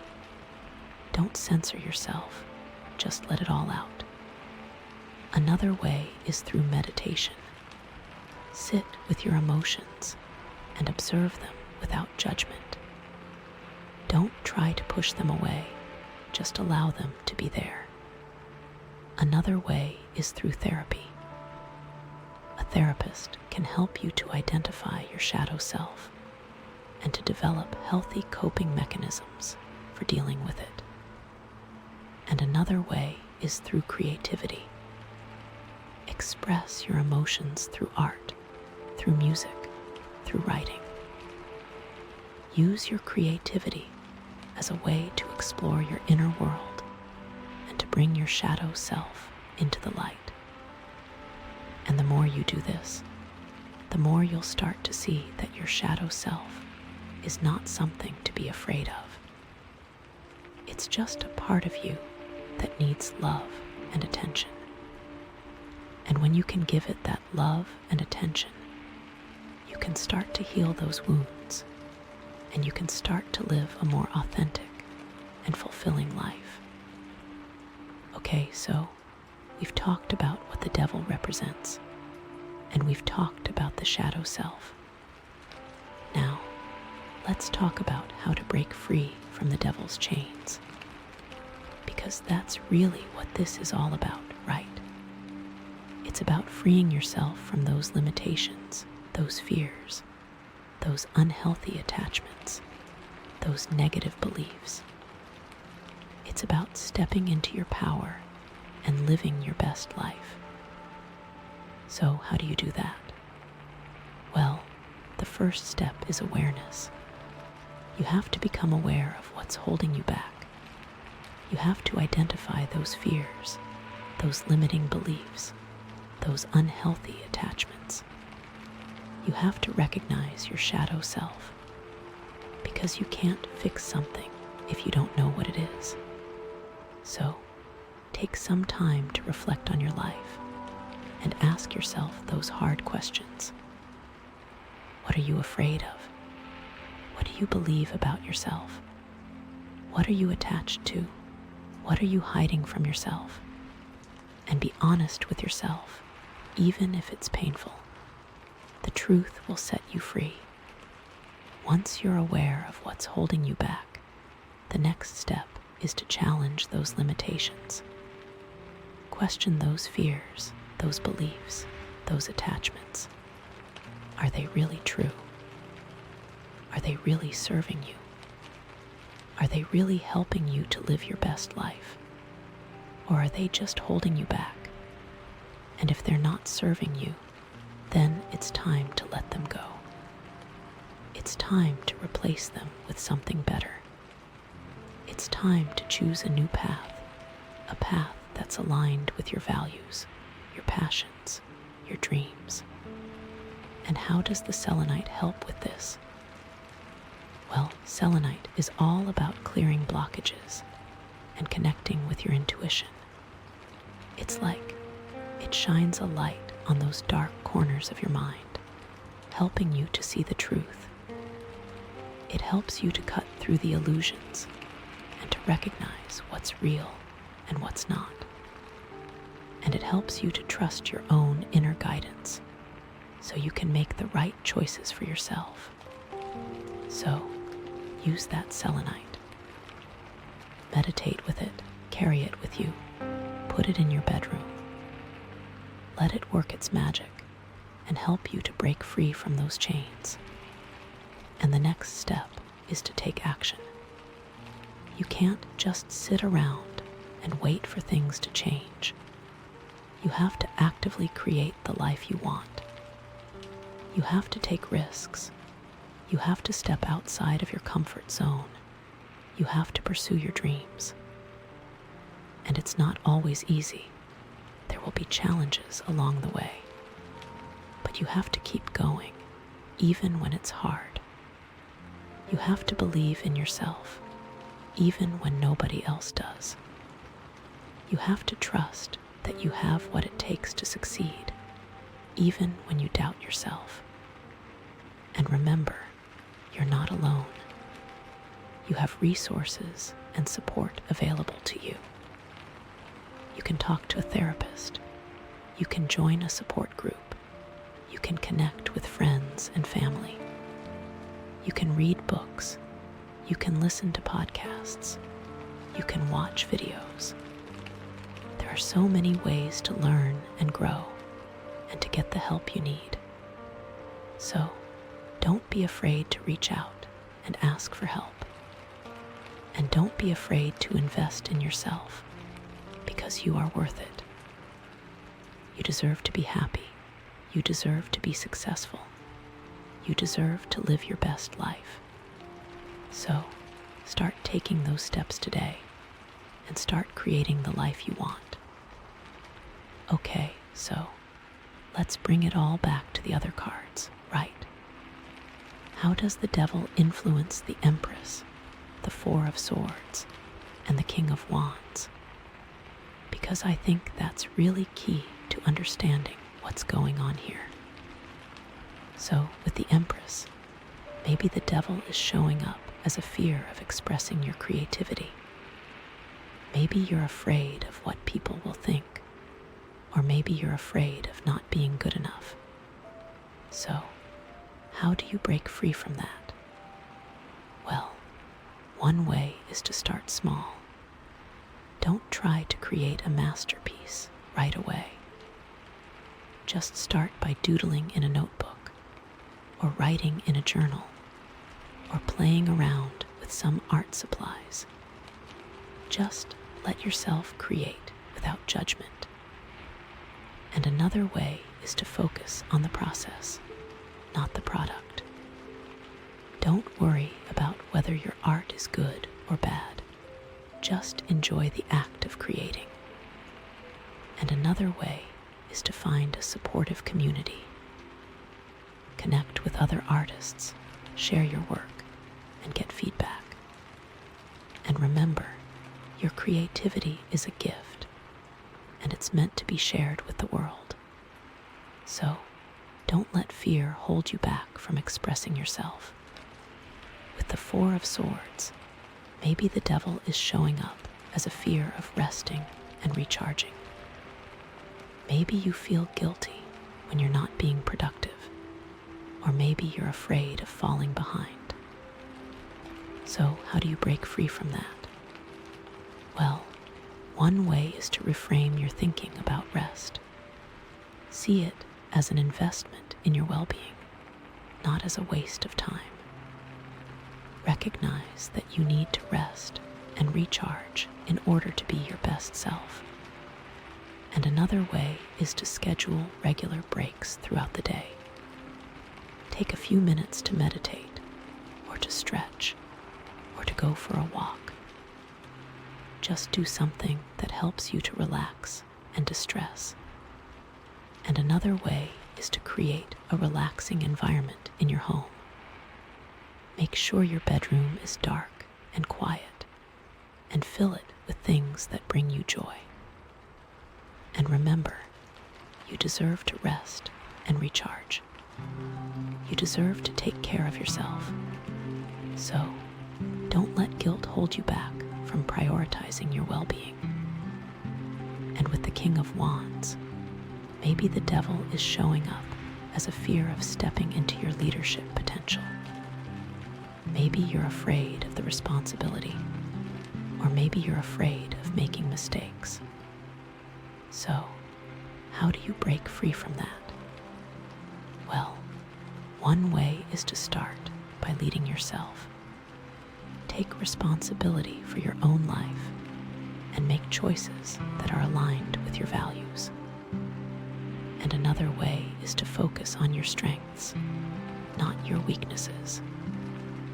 Identify what you're good at and use those strengths to make a difference in the world. And another way is to find a mentor or a role model. Connect with someone who inspires you and learn from their example. And remember, you have what it takes to be a leader. You have the passion, the vision, and the determination to make a positive impact on the world. So, don't let fear hold you back from stepping into your power. The selenite empowers you to break those chains. You have it in you. You just have to start believing it, you know. It's all there, bubbling beneath the surface, just waiting for you to unleash it. Okay, so this is definitely a turning point in the reading, right? The Devil is a powerful card, and it's bringing up some really important issues.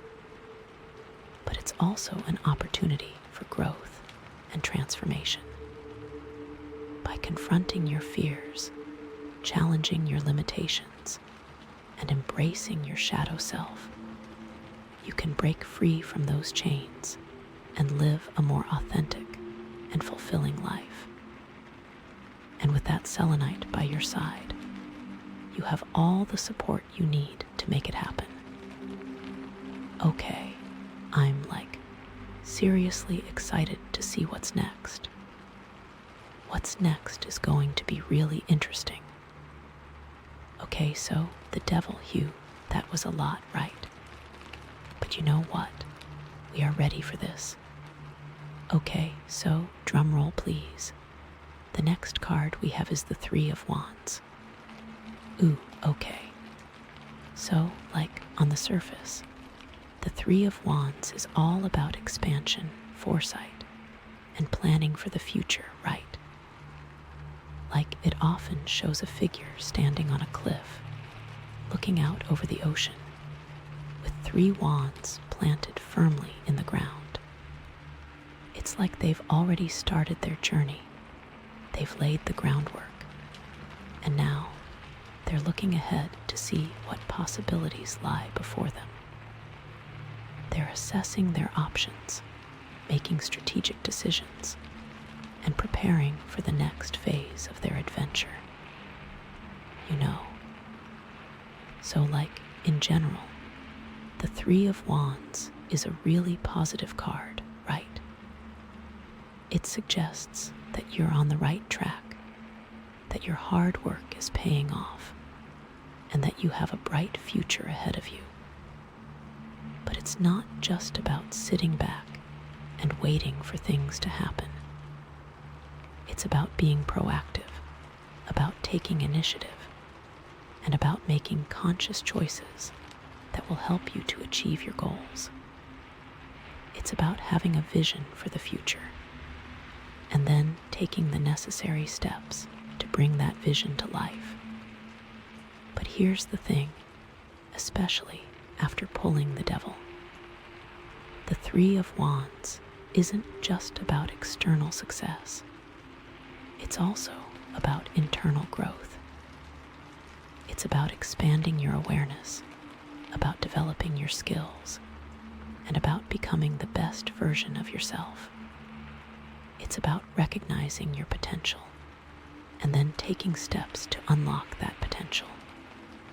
So the ocean isn't just about opportunity. It's the unknown opportunity too.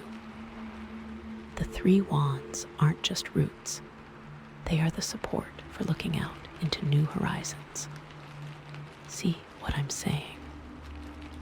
And that's where it gets really interesting in the context of this reading, right? Because we've already established that you have a lot of silent strength awaiting expression. We've already identified some of the fears, limiting beliefs, and unhealthy attachments that are holding you back. And now, with the Three of Wands, we're seeing a path forward, a way to break free from those limitations and to start living a more authentic and fulfilling life. Okay, so, how does the Three of Wands relate to the devil, specifically? Well, I think it's all about breaking free from those chains, right? The devil represents feeling trapped, feeling limited, feeling like you don't have a choice. But the Three of Wands represents expanding your horizons, exploring new possibilities, and taking control of your destiny. It's like the devil is saying, you're stuck, you can't escape.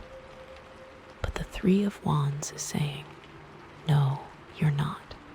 You have options. You can create your own reality. So, if the devil represents your fears, the Three of Wands is about facing those fears and moving forward despite them. It's about recognizing that fear is just a feeling and that it doesn't have to control your actions. It's about stepping outside of your comfort zone and taking risks, even when it's scary.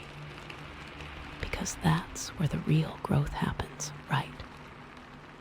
It's when you push yourself beyond your limits and discover what you're truly capable of. And maybe you're afraid of failing, right?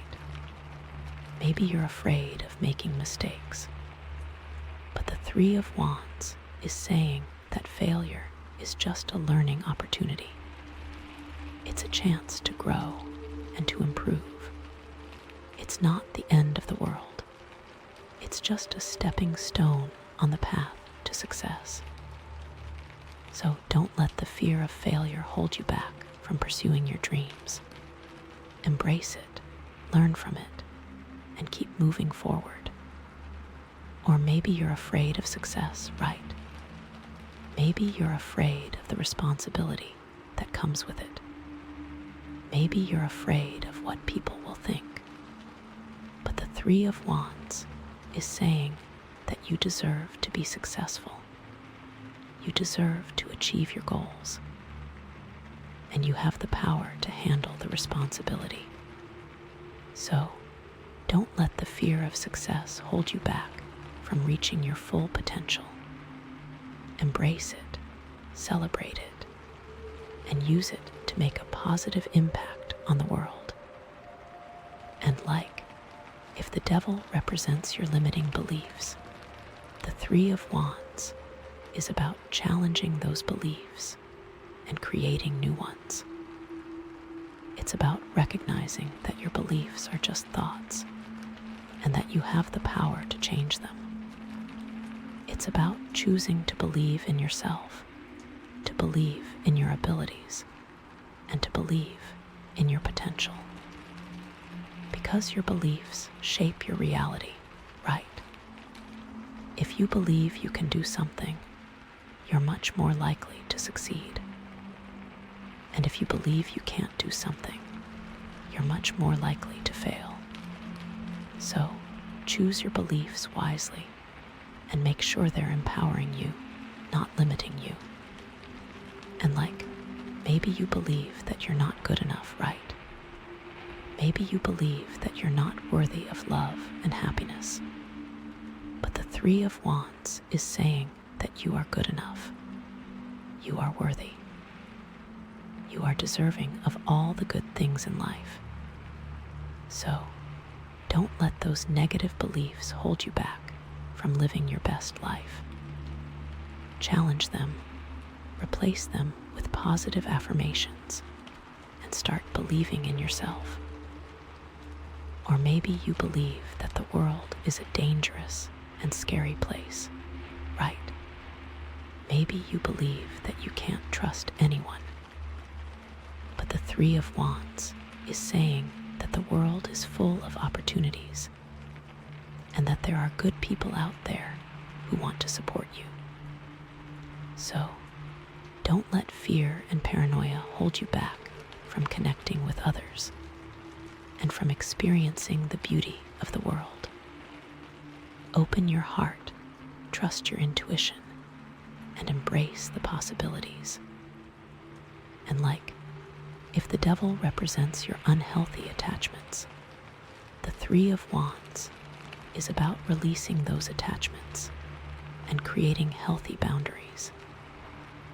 It's about recognizing that you deserve to be in relationships that are supportive, loving, and respectful. And it's about having the courage to walk away from relationships that are toxic, draining, or abusive. Because you can't move forward if you're constantly being held back by unhealthy attachments, right? You need to create space for new opportunities and new relationships to come into your life. And maybe you're attached to a toxic relationship, right? Maybe you know it's not good for you, but you're afraid of being alone. But the Three of Wands is saying that it's better to be alone than to be in a relationship that's hurting you. You deserve to be with someone who loves you, respects you, and supports you. So, have the courage to walk away from that toxic relationship and trust that you'll find someone better. Or maybe you're attached to a job that you hate, right? Maybe you're afraid of quitting because you don't know what else you would do. But the Three of Wands is saying that you deserve to be in a job that you enjoy, that challenges you, and that fulfills you. So, start exploring your options, update your resume, and start applying for new jobs. You never know what opportunities might be waiting for you. And the devil representing that shadow self, the Three of Wands just shines on that. If you've been hiding from a part of yourself, the Three of Wands says, okay, it's time to bring that into the light so that you can integrate it into your whole being. So it's with the devil and the Three of Wands together, you're being called to really look at what's holding you back, and then to consciously choose to move forward, to expand your horizons, and to create a life that's aligned with your true self. This card is all about taking that first step into the unknown with confidence. It's about trusting that you have what it takes to create the future that you envision. Okay, so now let's look at how the Three of Wands interacts with the Empress, the Four of Swords, and the King of Wands, specifically because this is where it gets really interesting, you know. So, with the Empress, we already talked about how the devil might be showing up as a fear of expressing your creativity, right? But the Three of Wands is okay, you've identified that fear. Now, what are you going to do about it? It's about taking that creative energy and channeling it into something tangible, something that you can share with the world. It's about putting your ideas into action and seeing what happens. Maybe you've been wanting to start a blog, right? Maybe you've been wanting to write a book, but you've been afraid of putting yourself out there. The Three of Wands is saying, okay, it's time to stop making excuses and start writing. It's about setting aside some time each day to work on your project, even if it's just for 15 minutes. It's about focusing on the process, not the product. And it's about sharing your work with others, even if it's scary. Because the more you put yourself out there, the more confident you'll become. Or maybe you've been wanting to start a business, right? Maybe you have a great idea, but you've been afraid of taking the risk. The Three of Wands is saying, okay, it's time to do some research, to create a business plan, and to start networking with other entrepreneurs. It's about taking those first steps towards making your dream a reality. It's about believing in yourself and your idea, and about not being afraid to ask for help. And the Three of Wands can also represent collaborating with others on a creative project, you know. Maybe you have a friend who's also an artist, or a writer, or an entrepreneur. The Three of Wands is saying, okay, it's time to team up and create something amazing together. It's about pooling your resources, sharing your talents, and supporting each other along the way. Because collaboration can be a really powerful way to overcome your fears and to achieve your goals. So, with the Empress and the Three of Wands together, it's like you're being called to not only embrace your creativity, but to also share it with the world, to use it to create something beautiful and meaningful. It's about taking that nurturing energy and channeling it into something that can benefit others, whether it's through your art, your writing, your business, or your relationships.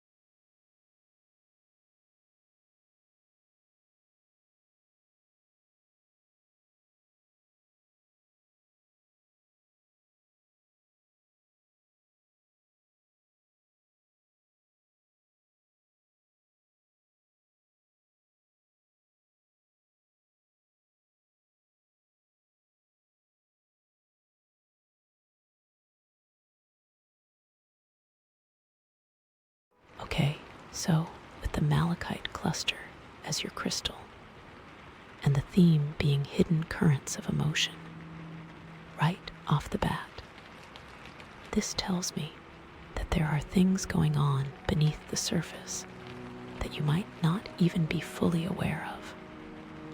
Or maybe you're just starting to become aware of them. The malachite, with its focus on flow, suggests that these hidden emotions are trying to find their way out, to be expressed, to be acknowledged. It's all about moving from stagnation to a place where you can actually process what's going on inside. Okay, so the first card we have is the Four of Cups. And oh my gosh, this card. It's giving me the vibe of someone who is so stuck in their own head that they're missing out on opportunities that are literally being offered to them. You know, like when you're so focused on what's not working, on what you don't have, that you completely miss the good things that are right there in front of you. It's like, hello, universe is trying to give you something, but you're just like, nah, I'm good. I'm just gonna sit here and wallow in my own stuff. Not in a bad way, of course. It's just a mood. I feel like a lot of us get that way. And with the hidden currents of emotion theme, this makes me think that maybe this feeling of being stuck is connected to some deeper emotions that haven't been addressed. Maybe there's some resentment there, or some disappointment, or even just plain old boredom. Like, you're so used to things being a certain way that you're not even open to the possibility of anything different. You know what I mean? It's that feeling of being in a rut where everything feels the same day in and day out, and you just can't seem to break free. But here's where it gets interesting, because we also have the Page of Wands. This is all about new ideas, excitement, inspiration. It's like this little spark of creativity that's trying to get your attention. It's saying, hey, wake up. There's so much more out there. Let's go explore. But with the Four of Cups energy, it's like you're almost resisting that spark. You're saying, nah, I'm too comfortable here in my little bubble of blah. But I don't think it's just about comfort. I think there's also a fear there. The Page of Wands is about taking risks, stepping outside your comfort zone, and trying new things. And that can be scary, especially when you're already feeling a bit down and uninspired. It's like, what if I try something new and it doesn't work out? What if I fail? What if I just end up feeling even worse than I do now? You know? And that brings us to the Nine of Swords. Oh, this card. This is the anxiety card, the worry card, the sleepless nights card. This is the card that shows up when you're overwhelmed by your own thoughts, when your mind is racing a mile a minute, and you just can't seem to shut it off. And with the hidden currents of emotion theme, this makes me think that these anxieties are also connected to those deeper, unaddressed emotions. Maybe you're worried about the future, about making the wrong decisions, about not being good enough. Maybe you're replaying past mistakes in your head, beating yourself up over things you can't change. Maybe you're just generally feeling overwhelmed by the weight of the world. It's like all these things are swirling around in your mind, creating this constant state of anxiety and unease. And it's exhausting, right? So let's put it all together. We have the Four of Cups, feeling stuck and uninspired. We have the Page of Wands, that little spark of excitement and inspiration that's trying to break through. And we have the Nine of Swords, the anxiety and worry that's holding you back. It's like you're caught in this internal battle between wanting something more and being afraid to go after it. You want to break free from the rut, but the fear of failure, the fear of the unknown, is just too overwhelming. And with the malachite cluster as the crystal and the hidden currents of emotion theme, it's clear that this is about more than just surface level feelings. This is about digging deep, acknowledging those hidden emotions, and finding a way to move forward. It's about allowing that stagnant energy to flow again, to release the anxiety and embrace the inspiration. But how do you do that? That's the million-dollar question, right? Okay, so let's really dig into this Four of Cups energy, because I feel like it's so central to everything else that's going on. It's not just about being stuck. It's about why you're feeling stuck. What is it that's making you resist those opportunities that are being offered to you? What is it that's making you cling to this feeling of blah? I think a big part of it is fear, like we talked about. But I also think there's a sense of comfort there, even if it's not a good comfort. It's like you know what to expect when you're feeling stuck and uninspired. You know the routine, you know the drill. It's familiar, even if it's not enjoyable. And stepping outside of that familiarity can be really scary. It's like, imagine you've been living in the same house your whole life, and it's a bit rundown, a bit cramped, a bit depressing. But it's your house, you know. You know every nook and cranny, you know where everything is. And then someone comes along and offers you a brand new house, bigger, brighter, more beautiful. But it's in a new neighborhood with new people, new surroundings. It's exciting, but it's also terrifying, right? Do you stay in the old, familiar house, or do you take a leap of faith and move to the new one? That's the kind of energy I'm getting with this Four of Cups. You're being offered something new, something better, but you're hesitant to take it because it means stepping outside of your comfort zone.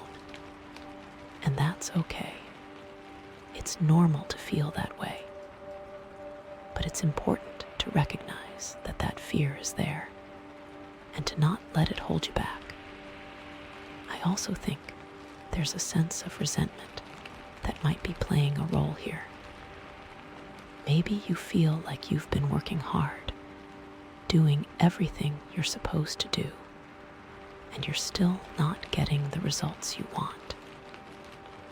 Maybe you feel like you're being overlooked or underappreciated, and that can lead to a lot of bitterness and cynicism.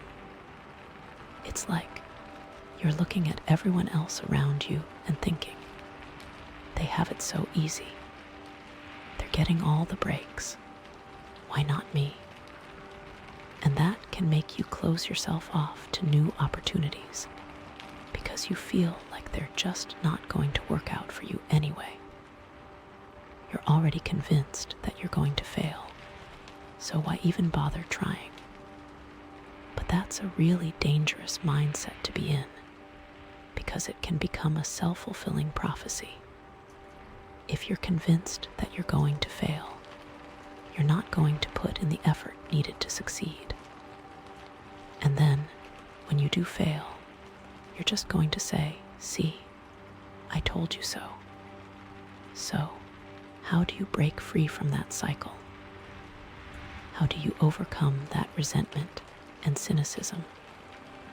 I think the first step is to acknowledge it, to admit that you're feeling that way. Don't try to suppress it or pretend it's not there, because that's just going to make it worse. Allow yourself to feel those feelings, to really sit with them and understand where they're coming from. And then, once you've acknowledged those feelings, you can start to challenge them. Are they really true? Are you really being overlooked? Are you really not good enough? Or are you just being too hard on yourself? Are you focusing on the negative and ignoring the positive? It's like, take a look at your life and really try to see all the things you have accomplished, all the things you are good at. Don't just focus on the things you haven't done or the things you're not good at. Celebrate your successes, no matter how small they may seem. Acknowledge your strengths, even if you don't think they're that impressive. And then, once you've done that, you can start to open yourself up to new opportunities. Don't be afraid to try new things, to step outside of your comfort zone. You might fail, yeah, but you might also succeed. And even if you do fail, you'll learn something from it. You'll grow, you'll become stronger, you'll become more resilient. It's like, think of it as an experiment. You're not committing to anything long term. You're just trying something new to see what happens. If it works out, great. If it doesn't, no big deal. You can always go back to your old routine, but at least you tried. At least you didn't let fear hold you back.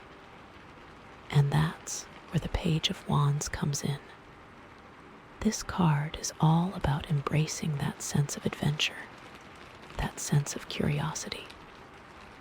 It's about saying yes to new experiences, even if they scare you. It's about trusting your intuition, following your gut, and seeing where it leads you. It's like, imagine you're walking down the street and you see a sign for a new class, or a new workshop, or a new event. It's something you've never done before, something that's a little bit outside of your comfort zone. But something inside you is telling you to check it out. Do you ignore that feeling and keep walking? Or do you follow it and see where it leads you? The Page of Wands is saying, follow it. See where it leads you. You never know what you might discover. It's about being open to the possibilities, about being willing to try new things, about trusting that the universe is guiding you in the right direction. But I know, it's not always that easy. It's hard to trust your intuition when you're feeling anxious and overwhelmed. It's hard to be open to new possibilities when you're feeling stuck and uninspired. And that's where the Nine of Swords comes back into play. This card is a reminder that you're not alone in your struggles. Everyone feels anxious and overwhelmed sometimes. Everyone has those sleepless nights where their mind is racing a mile a minute. It's part of being human, but it's important to not let that anxiety control you. It's important to find ways to manage it, to cope with it, to not let it hold you back from pursuing your dreams. And there are so many different ways to do that. You could try meditation or yoga or deep breathing exercises. You could talk to a therapist or a counselor or a trusted friend. You could spend time in nature, or listen to music, or read a book. You could find a hobby that you enjoy, something that takes your mind off of your worries. The key is to find what works for you, what helps you to calm down and relax, and then to make time for those things in your life. Don't let your anxiety take over. Don't let it dictate your decisions.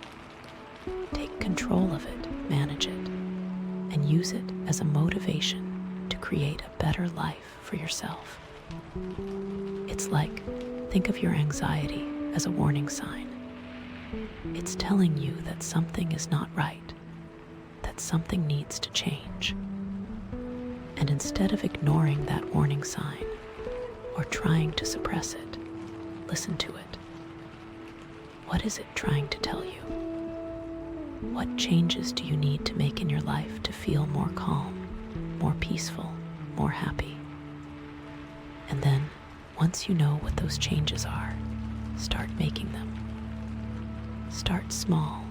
Start with one thing at a time.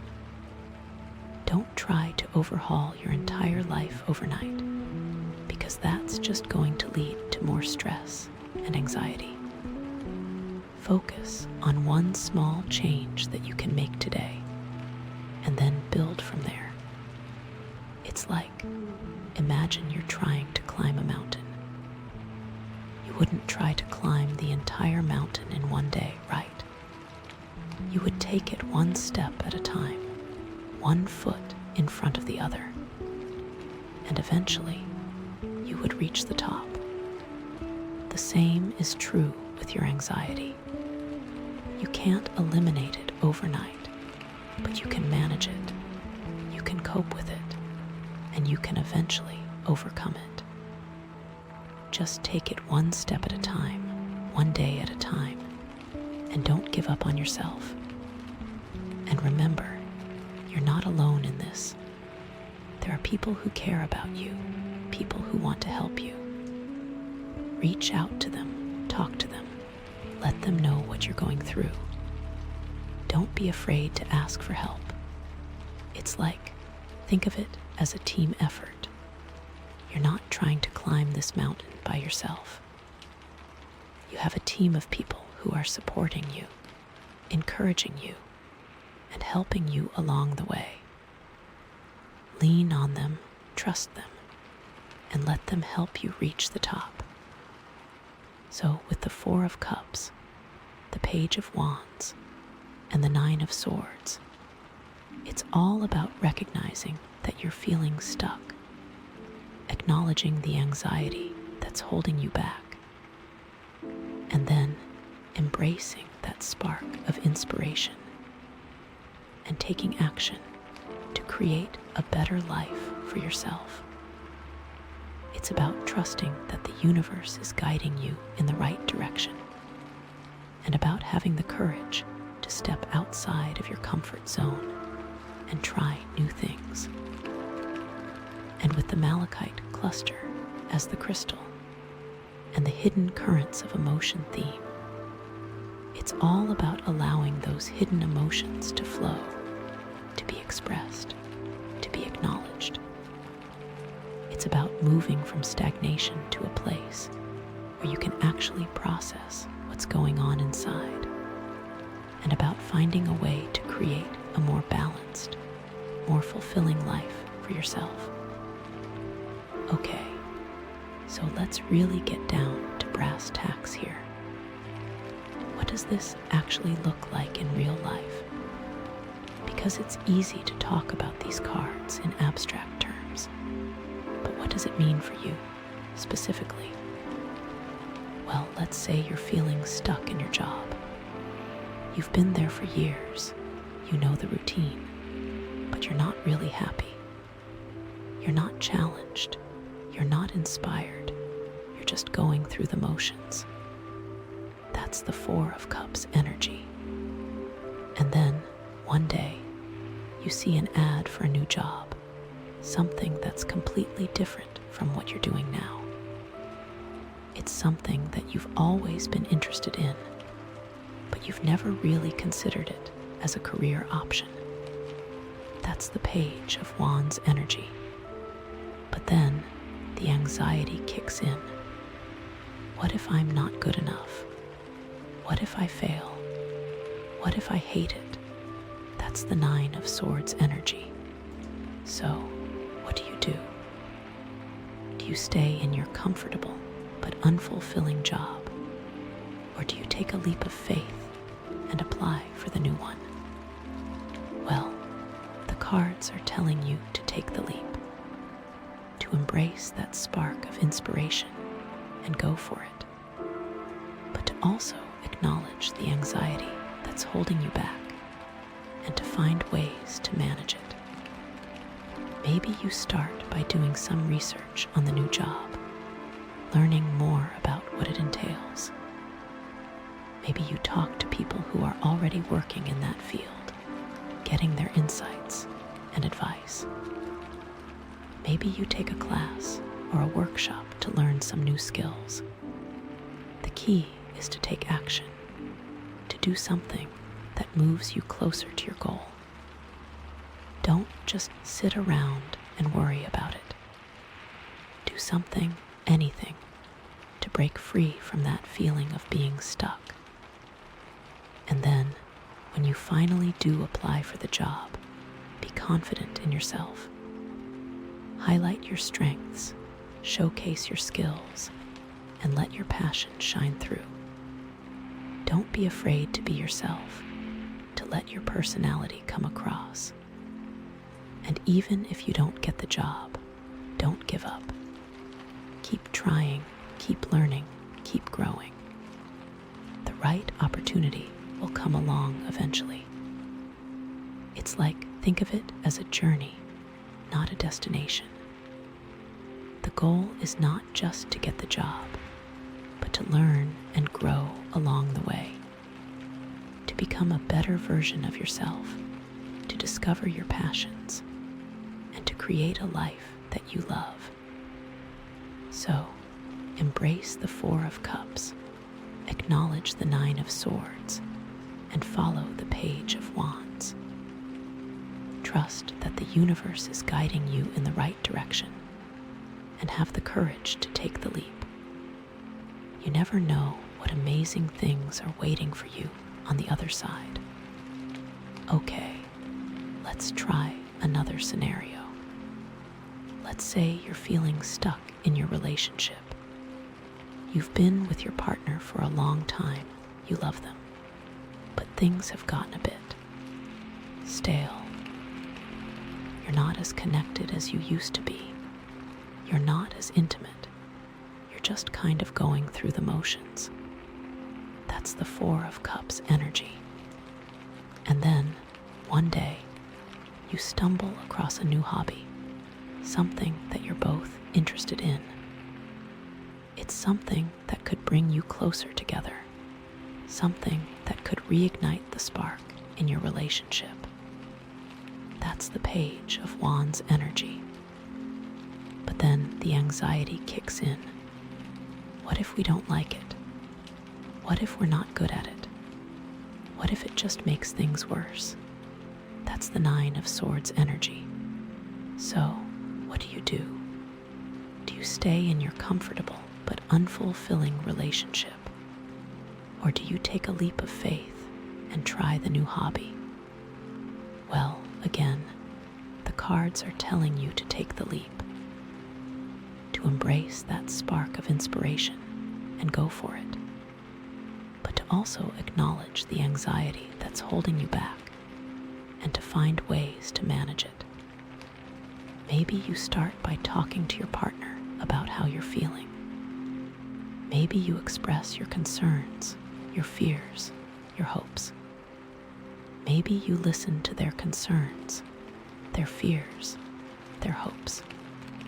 The key is to communicate openly and honestly with each other. And then, once you've both agreed to try the new hobby, approach it with a sense of fun and adventure. Don't take it too seriously. Don't put too much pressure on yourselves. Just enjoy the experience enjoy each other's company, and see where it leads you. It's like, think of it as a date night. You're not trying to solve all your relationship problems in one night. You're just trying to have some fun, to reconnect with each other, and to create some new memories. And even if the hobby doesn't work out, don't give up. Keep trying new things. Keep communicating. Keep connecting.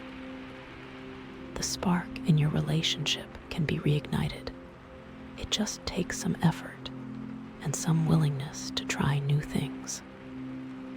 So embrace the Four of Cups, acknowledge the Nine of Swords, and follow the Page of Wands. Trust that the universe is guiding you in the right direction, and have the courage to take the leap. You never know what amazing things are waiting for you in your relationship. And remember, with the malachite cluster as the crystal and the hidden currents of emotion theme, it's all about allowing those hidden emotions to flow, to be expressed, to be acknowledged. It's about being honest with yourself and with your partner about how you're feeling, and about finding ways to communicate those feelings in a healthy and constructive way. It's like, think of your emotions as a river. If you dam up the river, the water is going to stagnate and become toxic. But if you let the river flow freely, the water is going to be clean and refreshing. The same is true with your emotions. If you suppress them, they're going to build up and cause problems. But if you let them flow freely, they're going to be healthy and helpful. So don't be afraid to feel your feelings, to express them, to acknowledge them. It's part of being human, and it's essential for creating a healthy and fulfilling life. And with these cards, Four of Cups, Page of Wands, Nine of Swords, it's like you're being given a chance to break free from the patterns that are holding you back, to embrace new opportunities, and to create a life that's more aligned with your true self. But it's going to take courage, it's going to take effort, and it's going to take a willingness to step outside of your comfort zone. Are you ready to take that leap? Because the universe is waiting for you with open arms. There's so much waiting for you if you can just let go and flow. Okay, wow, the Eight of Swords. This just adds a whole other layer to everything we've been talking about. Like, if the Nine of Swords is anxiety, this is like anxiety turned into paralysis. It's that feeling of being completely stuck, you know, like you're surrounded by all these obstacles and you just don't see any way out. And the thing about the Eight of Swords is, it's often about perceived limitations, right? It's not necessarily that you are actually trapped, but that you feel trapped. You think you're trapped. It's all in your head, even though it feels incredibly real. It's like you've built this prison for yourself, and you're the only one holding the key. So, with the malachite and the hidden currents of emotion, this makes me wonder what kind of hidden beliefs are contributing to this feeling of being trapped. What are you telling yourself that's keeping you stuck in this situation? What story are you writing for yourself? Because remember, we had that Four of Cups, feeling uninspired and like nothing good is being offered. Then the Page of Wands is trying to poke through, offering a little spark, but getting crushed by the anxiety of the Nine of Swords. Now, this Eight of Swords is like slamming the door shut. It's like, nope, I'm staying right here in my comfort zone, even if it's miserable, because at least it's familiar. It's like you're wearing blindfolds and you can't see the possibilities that are right in front of you. You can't see that you actually have more options than you think you do. You have more power than you think you do. Okay, so let's really dig into this feeling of being trapped. What could be some of the underlying fears here? Because, fear is often at the root of these kinds of situations. I think a big one is probably the fear of making the wrong decision. Like, if you're already feeling stuck and anxious, the thought of making a mistake can be paralyzing. It's like, what if I choose the wrong path? What if I make things even worse? And so, you end up doing nothing, because doing nothing feels safer than taking a risk, even if it's not actually safer in the long run. It's like you're standing at a fork in the road, and both paths look equally scary. One path might lead to success and happiness, but it also might lead to failure and disappointment. And the other path, well, it's familiar, it's comfortable, but it's also not what you want. So you just stand there, frozen, not knowing what to do. And that connects to the Nine of Swords, right? Because that's the anxiety talking. That's the voice in your head that's telling you all the things that could go wrong. That's the voice that's making you doubt yourself and your abilities. And the Eight of Swords is like giving that voice even more power. It's like, yeah, listen to that voice. It's right. You're going to fail. You're not good enough. Oh my gosh, it's so easy to get caught in that trap, isn't it? Another fear could be the fear of judgment. Like, what will other people think if I make this change? What will they say if I fail? Will they laugh at me? Will they criticize me? This one is huge, especially if you're someone who cares a lot about what other people think. It's like you're afraid of stepping outside of the box, of being different, of not fitting in. You're afraid of rocking the boat, of disrupting the status quo. And so, you stay in your little box, even if it's uncomfortable, because at least it's safe. It's like you're wearing a mask, and you're afraid of taking it off because you don't know what people will think of your true self. You're afraid of being vulnerable, of being authentic, of being real. And so, you hide behind the mask, even if it's suffocating you. And that also connects to the hidden currents of emotion, because maybe there are past experiences where you were judged or criticized for being yourself. Maybe you were told that you weren't good enough, or that you were too different, or that you were too much. And those experiences can leave a lasting impact, making you afraid to be yourself in the future. Okay, so it's like a fear cocktail that's keeping you stuck. We have fear of making the wrong decision, fear of judgment, hidden wounds from the past. What else could be contributing to this feeling of being trapped? Let me see. I think sometimes it can also be about a lack of self-worth. Like, you don't believe that you deserve something better.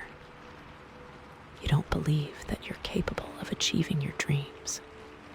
You don't believe that you're worthy of love and happiness. It's like you're looking in the mirror and you don't like what you see. You see all your flaws, all your imperfections, all your mistakes. And you think, why would anyone want to be with me? Why would anyone want to hire me? Why would anyone want to help me? And so you settle for less than you deserve. You stay in situations that are not good for you. You don't pursue your passions. You don't take care of yourself because you don't believe that you're worth it. Oh, honey, this one breaks my heart. It really does, because you are worth it. You are deserving. You are capable. You just have to start believing it. Okay, so we've got fear of wrong decisions, fear of judgment, hidden wounds, and a lack of self-worth. And all of these things are swirling around, creating this feeling of being trapped, of being stuck, of not being able to move forward. But here's the thing, and this is so important. These are just beliefs. They're not facts. They're just stories that you're telling yourself. And you have the power to change those stories. You have the power to challenge those beliefs. You have the power to rewrite your narrative. The Eight of Swords is not a life sentence. It's a wake-up call.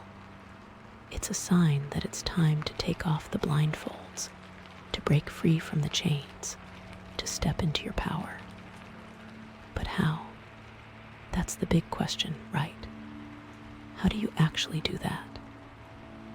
How do you break free from this feeling of being trapped? Well, the first step is awareness. You have to recognize that you're feeling trapped in the first place. You have to acknowledge that you're wearing blindfolds and that you're surrounded by obstacles.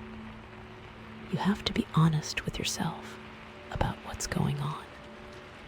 And honestly, you've already done that by agreeing to do this reading. So that's a huge first step. And then you have to start questioning those limiting beliefs.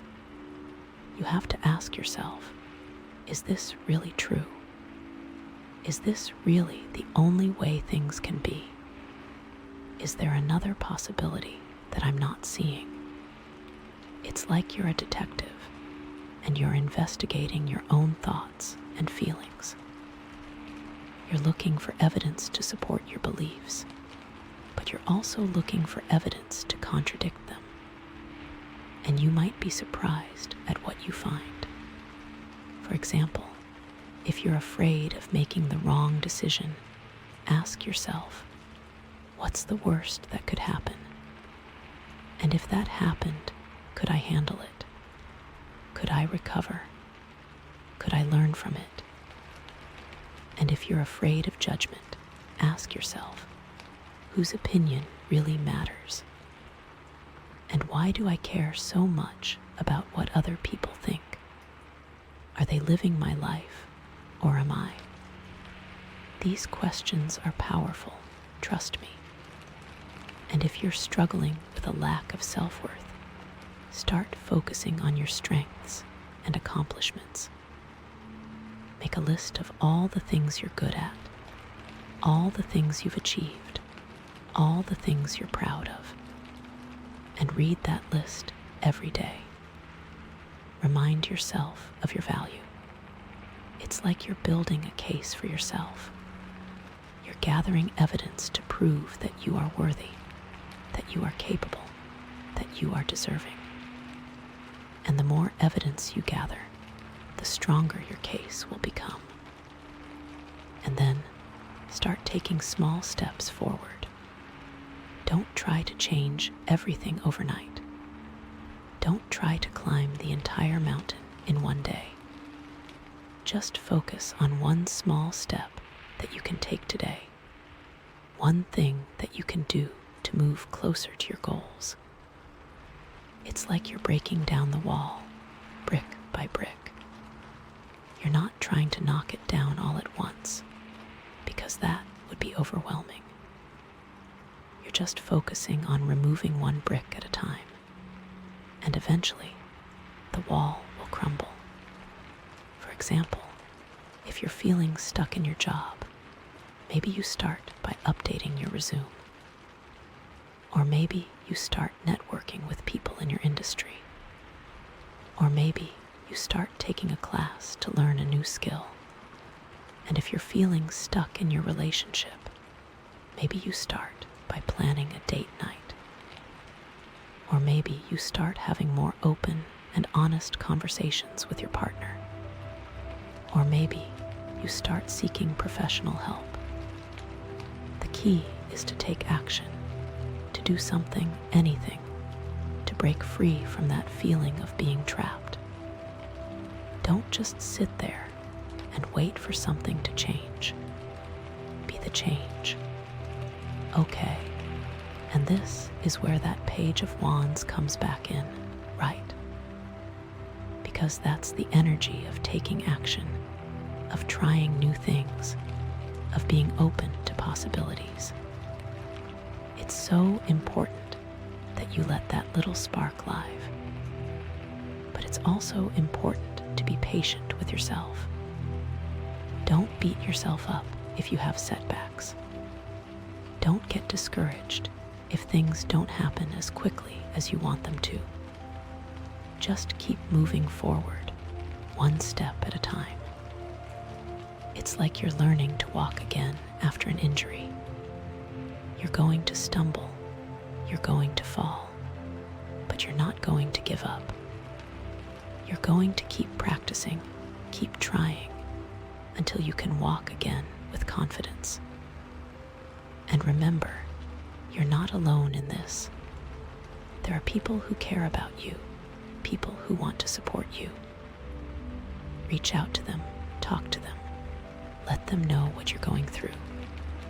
Don't be afraid to ask for help. It's like you're surrounded by a team of people who are cheering you on, who are encouraging you, who are helping you along the way. Lean on them, trust them, let them help you break free. And also, don't forget about the malachite and those hidden currents of emotion, because these feelings of being trapped are often connected to deeper, unresolved issues. So, it's important to explore those emotions, to understand where they're coming from, and to find healthy ways to process them. Maybe you try journaling or meditation or therapy. Maybe you talk to a trusted friend or family member. Maybe you spend time in nature or listen to music or create art. The key is to find what works for you, what helps you to connect with your emotions and to release them in a healthy way. It's like you're unclogging a drain. You're removing the blockages that are preventing the water from flowing freely. And once you remove those blockages, the water will flow again, and everything will be cleaner and clearer. So with the Eight of Swords, it's all about recognizing that you're feeling trapped, questioning your limiting beliefs, taking small steps forward, seeking support, and processing your emotions. It's about taking off the blindfolds, breaking free from the chains, and stepping into your power. And remember, this is a journey, not a destination. It's not about becoming perfect or never feeling trapped again. It's about learning to recognize when you're feeling trapped, and about having the tools and resources to break free. It's about becoming more resilient, more self-aware, and more empowered.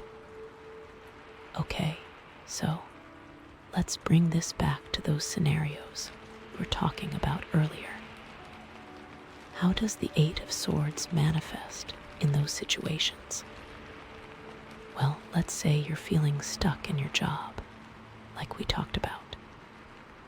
The Eight of Swords might show up as the feeling that you're trapped in your current role, that you have no other options, that you can't possibly leave because you need the money or the benefits or the security.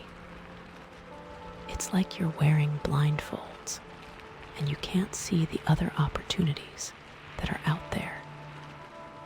You can't see that you have skills and talents that are valuable to other companies. You can't see that you have the potential to create a more fulfilling career for yourself. And so, you stay in your unfulfilling job, even though it's making you miserable, because you feel like you have no other choice. But the Eight of Swords is telling you that you do have a choice. It's telling you to take off the blindfolds, to explore your options, to believe in yourself. Maybe you start by updating your resume and sending it out to a few companies. Or maybe you start networking with people in your industry and learning about new opportunities. Or maybe you start taking a class to learn a new skill that would make you more marketable. The key is to take action, to do something that moves you closer to your goal of finding a more fulfilling job. Don't just sit there and feel trapped. Do something to change your situation. And also, don't forget about those hidden currents of emotion.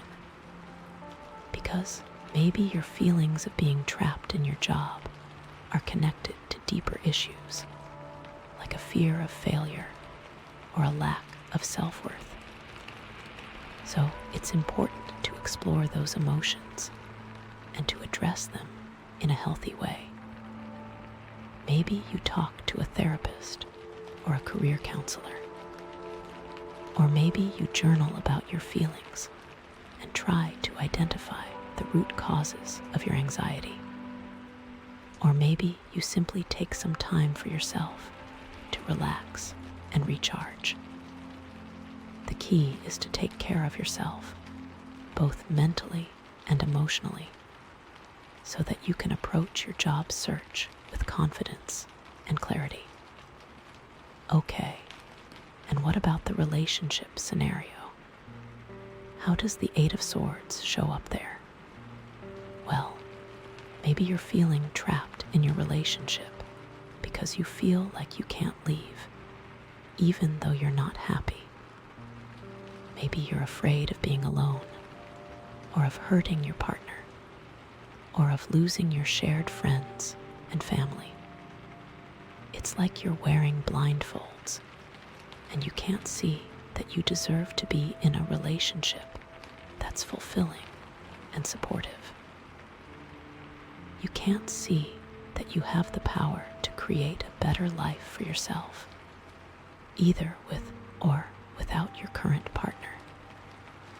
And so, you stay in your unfulfilling relationship, even though it's making you miserable, because you feel like you have no other choice. But again, the Eight of Swords is telling you that you do have a choice. It's telling you to take off the blindfolds, to explore your options, to believe in yourself. Maybe you start by having an open and honest conversation with your partner about how you're feeling. Or maybe you start seeking professional help, either individually or as a couple. Or maybe you start exploring your own interests and passions, independent of your partner. The key is to take action, to do something that moves you closer to your goal of creating a more fulfilling relationship, whether that means staying with your current partner or moving on. Don't just sit there and feel trapped. Do something to change your situation. And again, don't forget about those hidden currents of emotion, because maybe your feelings of being trapped in your relationship are connected to deeper issues, like a fear of abandonment or a lack of self-worth. So, it's important to explore those emotions and to address them in a healthy way. Maybe you talk to a therapist or a relationship counselor. Or maybe you journal about your feelings and try to identify the root causes of your anxiety. Or maybe you simply take some time for yourself to relax and recharge. The key is to take care of yourself, both mentally and emotionally, so that you can approach your relationship with clarity and confidence. So, in both of these scenarios, the Eight of Swords is a reminder that you have the power to change your situation, even if it doesn't feel like it. It's a reminder that you're not trapped unless you choose to be. It's a reminder that you deserve to be happy and fulfilled, and that you have the ability to create that reality for yourself. Okay, so we've really dug into the Eight of Swords and how it connects to the other cards. We've talked about the underlying fears, the limiting beliefs, and the practical steps you can take to break free. But I think it's important to remember that this is just one card in a larger reading, and there are still 3 cards left to pull. So, don't get too discouraged if you're feeling overwhelmed or hopeless right now, because the next cards might offer some solutions, some guidance, some hope. I'm really curious to see what comes next, because I feel like we're just scratching the surface here. There's still so much more to uncover, so much more to explore. And I have a feeling that the next cards are going to bring some really important insights. I can't wait. Okay, so, wow, the Knight of Swords. This is like a lot of energy coming in, you know. After all that, like feeling stuck and trapped, and all the anxiety, this is like somebody just, like, threw a lightning bolt into the situation. The Knight of Swords is all about action, about, like, charging forward, about, like, cutting through the BS, you know. It's like, okay, I've had enough of this. I'm going to do something. But the thing is, the Knight of Swords can be a bit intense, you know. It's not always the most, like, thoughtful or, like, considerate energy. It can be a bit impulsive, a bit reckless, a bit like ready, fire, aim, you know. So with all those other cards we've already pulled, this Knight of Swords could be like a really good thing, like a way to finally break free from that feeling of being trapped. Or it could be like a total disaster, like making things even worse by acting too quickly without thinking things through. It really depends on how you use that energy, you know. It's like, are you going to use that sword to, like, carefully cut through the ropes that are binding you? Or are you just going to start swinging it around wildly and, like, accidentally chop off your own foot? You know what I mean? Okay, so let's think about how this Knight of Swords interacts with the other cards. First, that Four of Cups. Remember that feeling of being stuck, of being uninspired, of missing out on opportunities. Well, the Knight of Swords is like, okay, enough of that. I'm not going to sit around and mope anymore. I'm going to go out there and make something happen.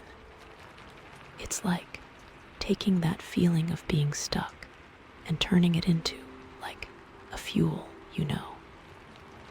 Like, I'm so sick of feeling this way that I'm going to do whatever it takes to change it. But again, it can be a bit impulsive. Like, you might be so eager to get out of that rut that you jump into something without really thinking it through, Like, you might quit your job without having another one lined up. Or you might end a relationship without really considering the consequences. It's like you're so focused on getting away from something that you don't really think about what you're moving towards, Okay. And then there's that page of wands. That little spark of inspiration. That little voice that's saying, hey, there's more out there. The Knight of Swords can either amplify that spark or completely extinguish it,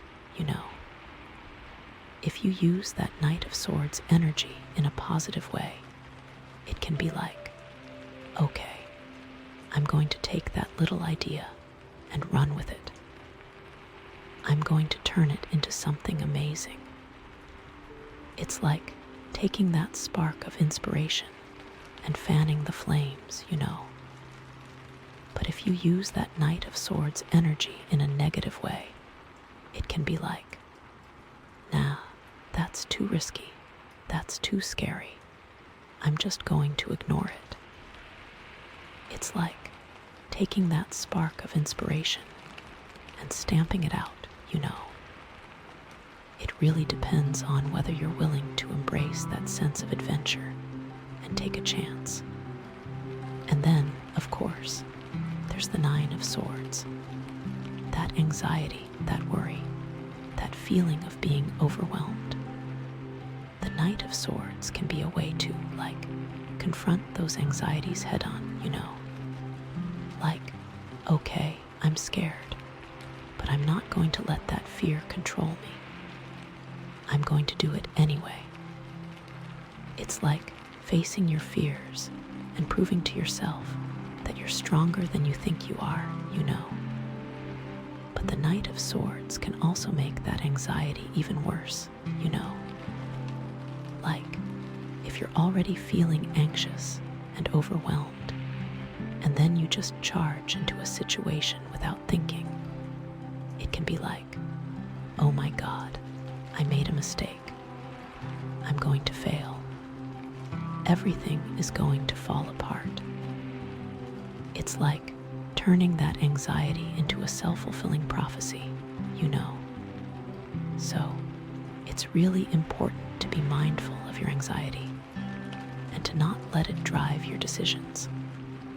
Take a breath, slow down, and think things through before you act. Okay, but the really interesting thing here is how the Knight of Swords interacts with that Eight of Swords,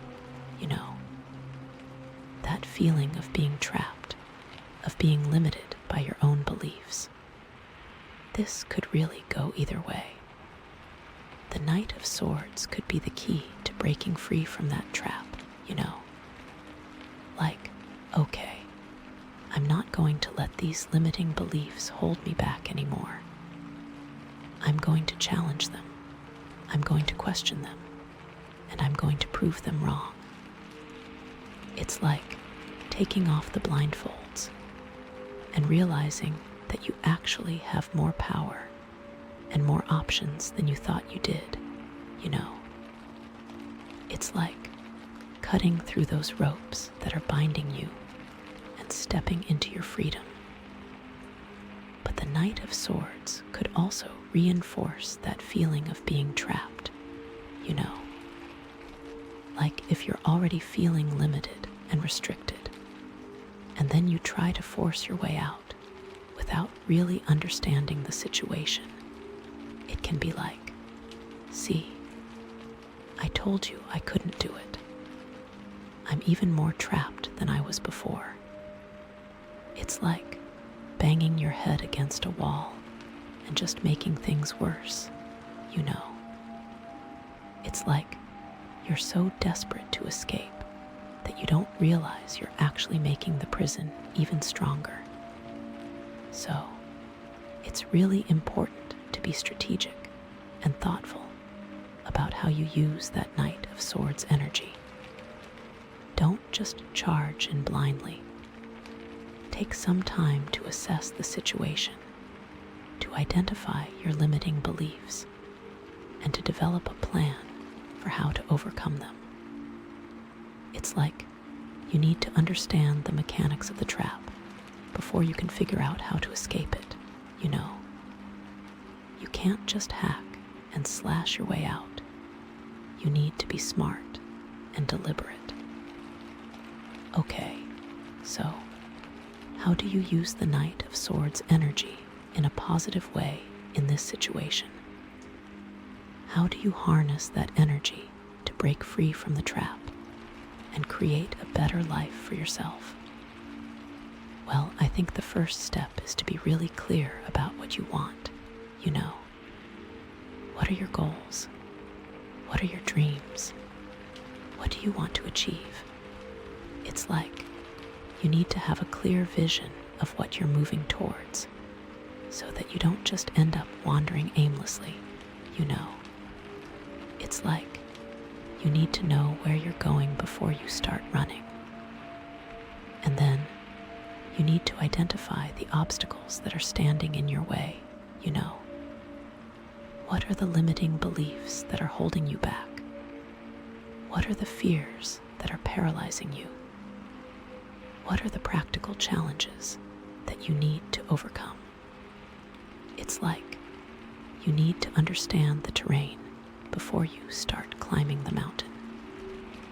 And then you need to develop a plan for how to overcome those obstacles, you know. What steps can you take to challenge those limiting beliefs? What strategies can you use to manage your fears? What resources can you access to overcome those practical challenges? It's like you need to create a roadmap for your journey so that you don't get lost along the way. And then you need to take action. Don't just sit around and think about it. Don't just dream about it. Don't just plan for it. Actually do something. Take a small step. Take a big step. Take any step at all. Just start moving in the direction of your goals. It's like you need to get your engine started and start putting some miles on the road. And then you need to be persistent. Don't give up when things get tough. Don't get discouraged when you encounter setbacks. Don't lose sight of your vision.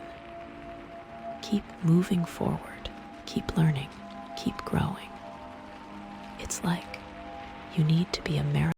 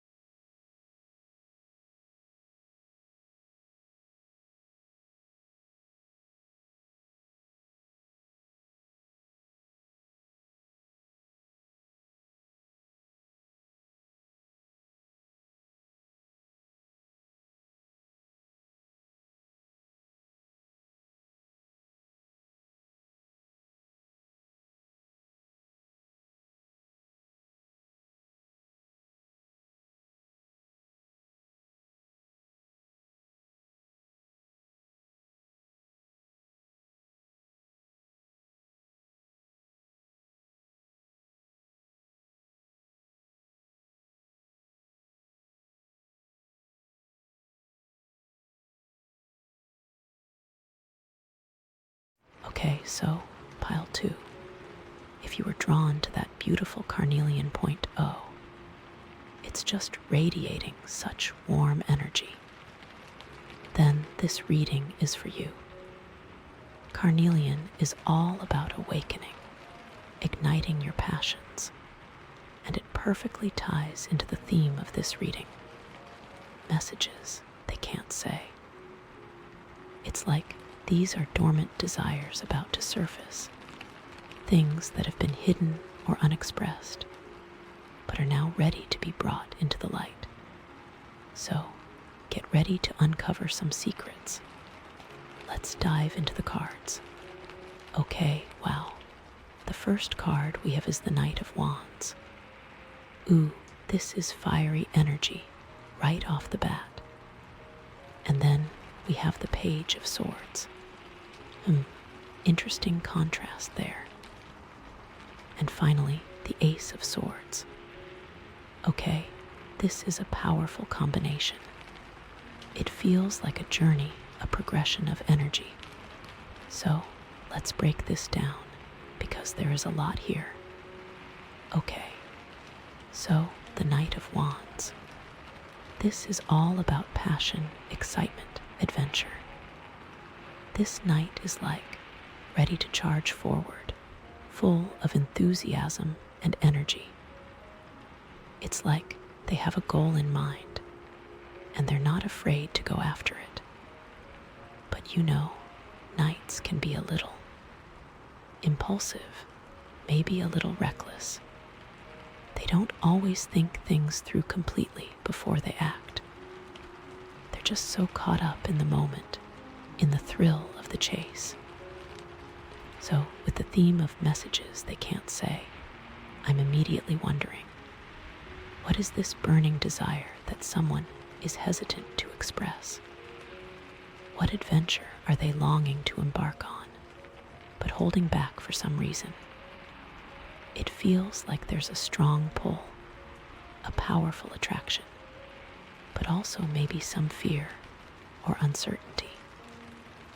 Maybe this is someone who has a crush on you, like a really intense crush. They're so drawn to your energy, to your spirit, but they're not sure how to express it. They might be afraid of rejection, or maybe they're just not ready to be vulnerable. So, they're keeping their feelings hidden, but the Knight of Wands energy is still there, bubbling beneath the surface. You might see it in the way they look at you, the way they act around you, even if they don't say anything directly. It's like their eyes are saying everything their mouth can't.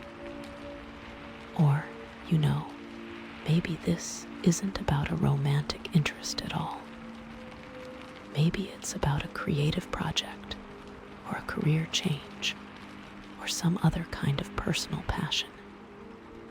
Maybe this person has a dream that they've been holding on to for a long time, but they're afraid to pursue it.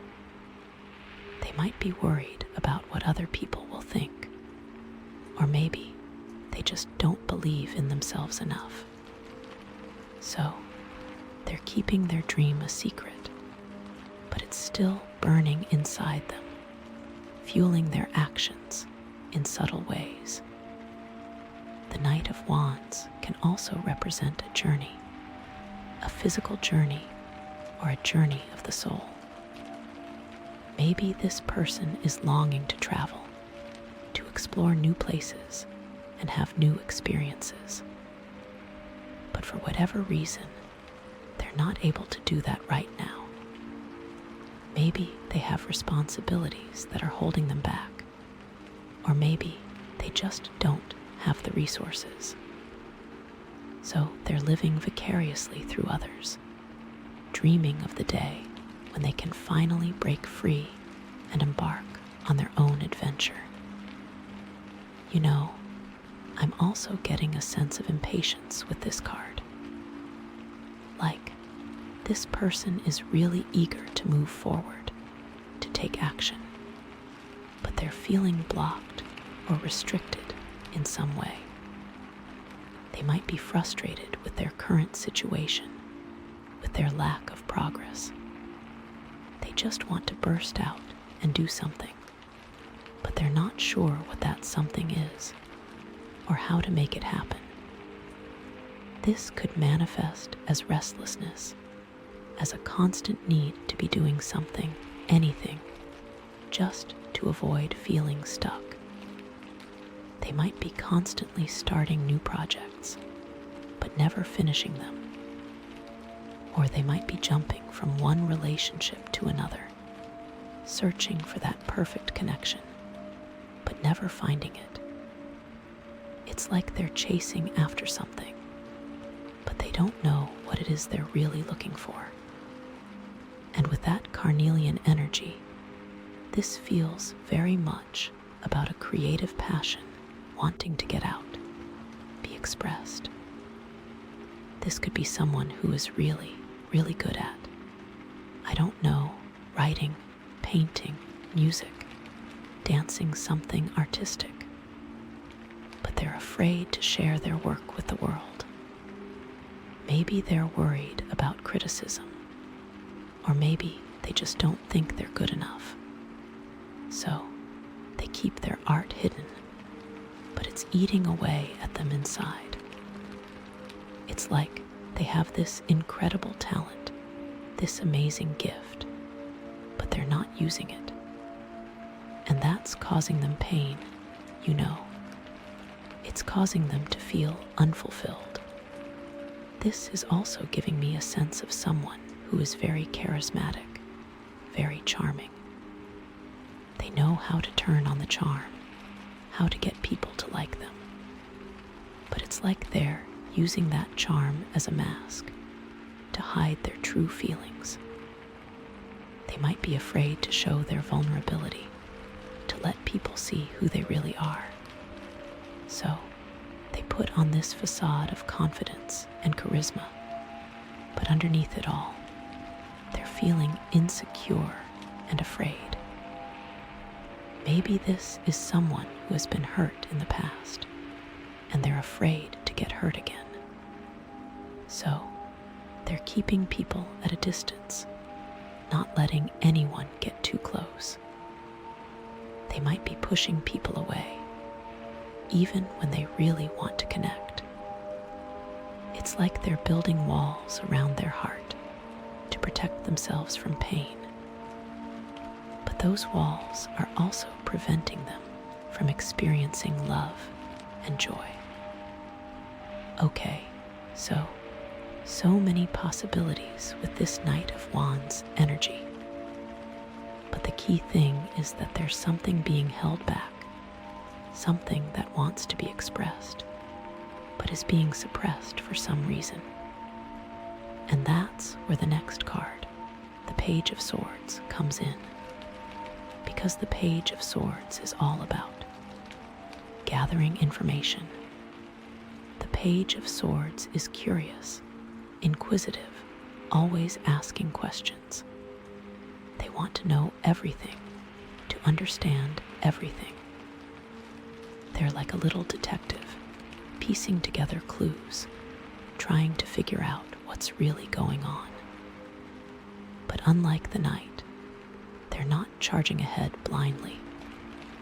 They're taking their time, observing, analyzing. They're using their intellect to try to make sense of the world. So, in the context of this reading, with the theme of messages they can't say, I'm wondering, what questions are arising around this hidden desire? What information is needed to bring it into the light? It feels like there's a lot of uncertainty, a lot of confusion. This person might be struggling to understand their own feelings, to figure out what they really want. Maybe they're asking themselves, is this really what I want? Is this the right time? Am I good enough? What will other people think? They're questioning everything, doubting everything. They're caught in a web of their own thoughts, unable to see clearly. This could manifest as overthinking, as a constant need to analyze every situation, every possibility. They might be spending hours researching, gathering information, but never actually taking any action. They're so afraid of making the wrong decision that they end up paralyzed. Or, maybe the Page of Swords energy is directed outward. Maybe this person is trying to figure you out.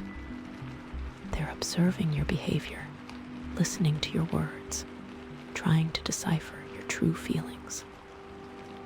They might be asking other people about you, gathering information behind your back.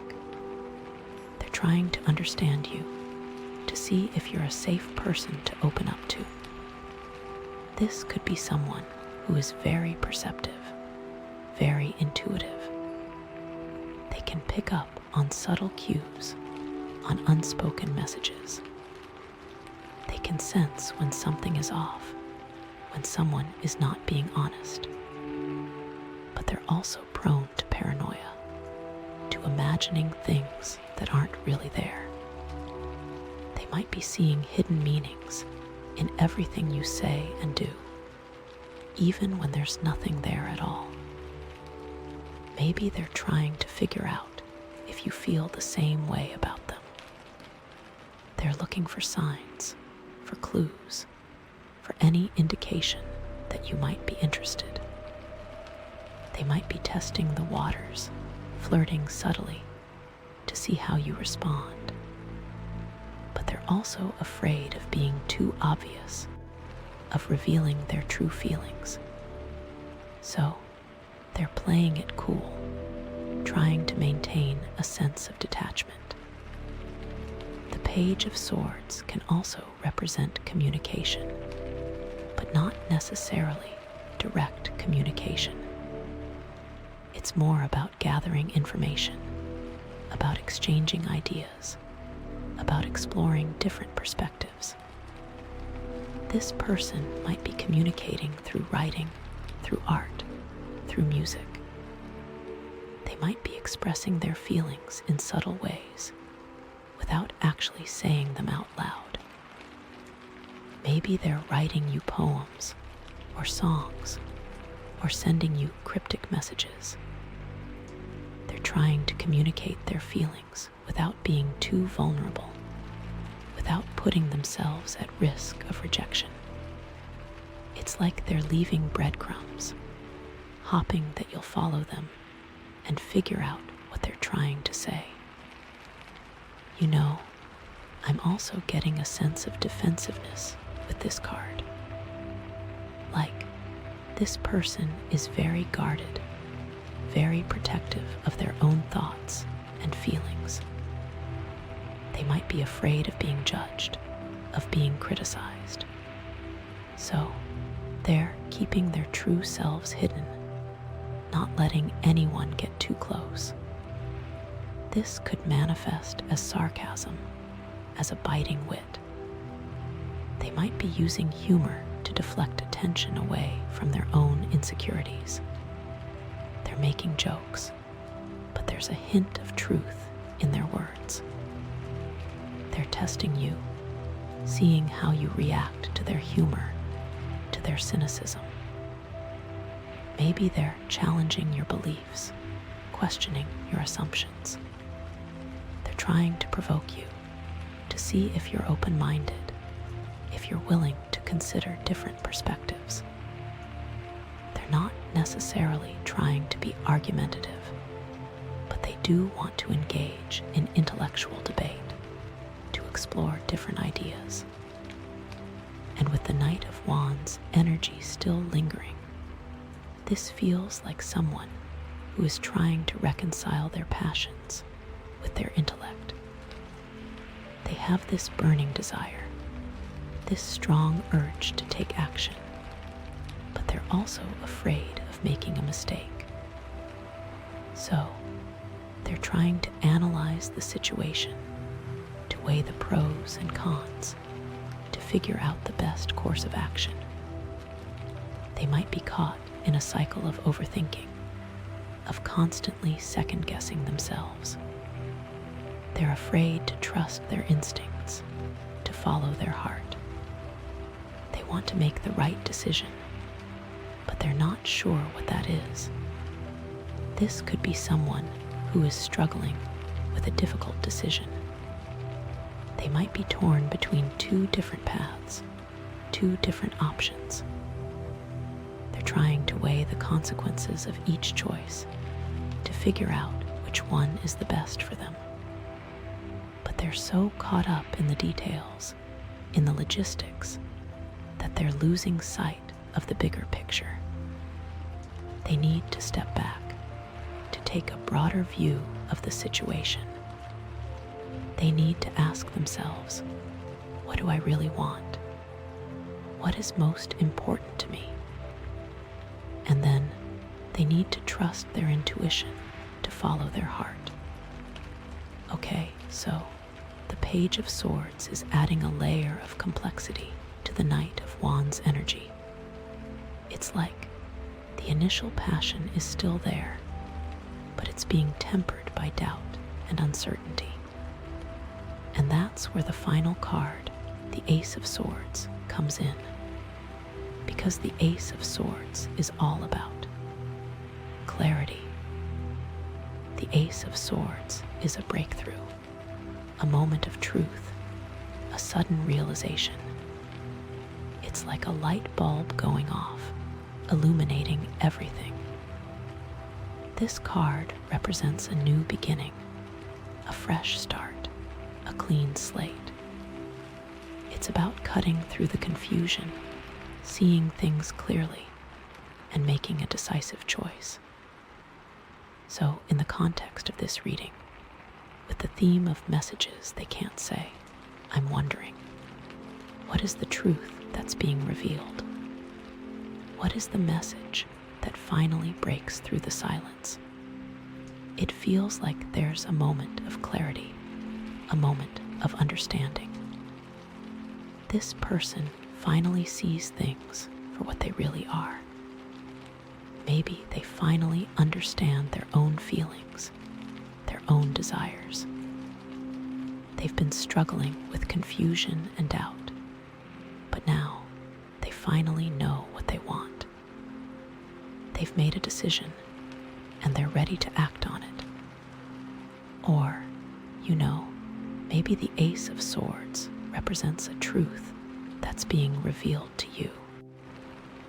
Maybe you finally understand this person's feelings, their hidden desires. You've been picking up on subtle cues, on unspoken messages, but now everything clicks into place. You see the whole picture, and you understand what they've been trying to say. This could manifest as a sudden realization, as a moment of epiphany. You might be going about your day, and suddenly it hits you. You understand everything. You see the truth, and you can't unsee it. Maybe you realize that this person has been in love with you all along. You've been friends for a long time, but you never realized that their feelings were more than platonic. But now you see it. You see the way they look at you, the way they act around you. You understand their hidden messages, their subtle cues. Or, maybe you realize that this person is struggling with a difficult decision. They've been torn between two different paths, but now they've made their choice. They've decided to pursue their dream, to take a leap of faith. And you understand why. You see their passion, their determination. You support their decision, even if it's not what you expected. The Ace of Swords can also represent communication, but this is direct communication, clear and concise. This person is finally ready to speak their truth, to express their feelings openly and honestly.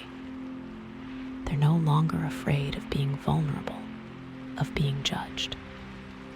They're ready to take a risk, to put themselves out there. Maybe they finally confess their love for you. They tell you how they feel without holding back. They're honest, they're sincere, and they're willing to accept whatever outcome. Or, maybe they finally share their dream with you. They tell you about their passion, their creative project, their career change. They're excited, they're nervous, but they're also proud. They're finally ready to share their true selves with you. I'm getting a strong sense that this card is all about cutting through illusions, seeing things as they really are. Maybe there's been some deception, some misunderstanding. But now, the truth is coming to light. You're seeing through the lies, the facades, and you're understanding what's really going on. This could involve a difficult conversation, a confrontation. But it's a necessary conversation, one that needs to happen in order to clear the air. You might have to confront someone about their behavior, or you might have to stand up for yourself, to assert your boundaries. It's like the blinders are off. This Ace of Swords is almost violent, It's like this force coming in and saying, "Wake, you pee." Maybe you're realizing that you've been living a lie, that you've been suppressing your true feelings. You've been trying to please other people, to conform to their expectations. But now, you're ready to break free. You're ready to be yourself, to live your truth. This could involve making a difficult choice, a radical change. You might have to leave a relationship, a job, or a situation that's no longer serving you. It's scary, it's uncertain, but it's also liberating. You're finally taking control of your own life. With the Knight of Wands and the Page of Swords still in the mix, this Ace of Swords feels like the culmination of a long journey. It's like this person has been struggling with their passions, their doubts, and their fears. But now, they've finally found clarity. They know what they want, and they're ready to go after it. This could involve taking a leap of faith, embarking on a new adventure. They're leaving behind their old life, their old patterns, and they're stepping into the unknown. It's exciting, it's exhilarating, but it's also a little scary. And with the carnelian energy, this feels so much like the birth of a new creative expression, This could be someone finally having the courage to share their art with the world, to pursue their creative passion full-time. It's like they've been holding back for so long, but now they're finally ready to let their light shine. Okay, so the Ace of Swords is the final piece of the puzzle. It's the breakthrough, the clarity, the decisive action. It's the moment when everything comes together and you finally understand what's been going on. So, overall, this reading feels like a journey from hidden desires to open expression. It's about someone who has been struggling to communicate their true feelings, but is finally finding the courage to speak their truth. Or it's about you understanding someone else's hidden desires and finally seeing them for who they really are. With the Knight of Wands, Page of Swords, and Ace of Swords all together, there is this buildup of passion, followed by careful consideration, and then bam, a sudden breakthrough. And you know, all along, this message they can't say is just waiting for the right moment, the right opportunity to be revealed. It's like the universe is conspiring to bring this truth to light. And the carnelian point just amplifies that energy, that feeling of awakening, of igniting your passions. It's like this is a time of transformation, of growth, of stepping into your power. So, be open to the messages that are coming your way, even if they're not always easy to hear. Trust your intuition, follow your heart, and don't be afraid to express your true self. Because the world needs your light, your passion, your unique voice. I'm so excited to see what happens next in this story. What other secrets will be revealed? What other truths will come to light? Stay tuned. Okay, wow, okay. So after all that fire and mental energy, and then that breakthrough ace, we now have the Two of Cups. Ooh, isn't that lovely? The Two of Cups is such a different energy, isn't it? Like, after all that tension, that buildup, it's like a breath of fresh air. A sigh of relief, you know. It's like the universe is saying, okay, calm down, here's some love. Ha ha ha. So, the Two of Cups, for those of you who don't know, is all about connection. It's about partnership, about harmony, about mutual attraction, right? It's about finding someone who vibes with you, who gets you, who you can just connect with on a deep level. And with that carnelian point still radiating, it's like this connection is going to be passionate, you know, fiery, but also balanced. So, let's see how this fits into the messages they can't say, because it definitely adds a whole new layer to the story. Okay, so first thing that comes to mind is mutual attraction. Like, this person isn't the only one feeling something, you know. The feelings are reciprocated, which, you know, is always good news. Ha ha ha. So, all that pinning, all that hidden desire from the Knight of Wands, it's not going unnoticed. You're feeling it too. You're drawn to them. You're attracted to their energy. You're vibing with them, you know. But the question is, are you saying anything about it?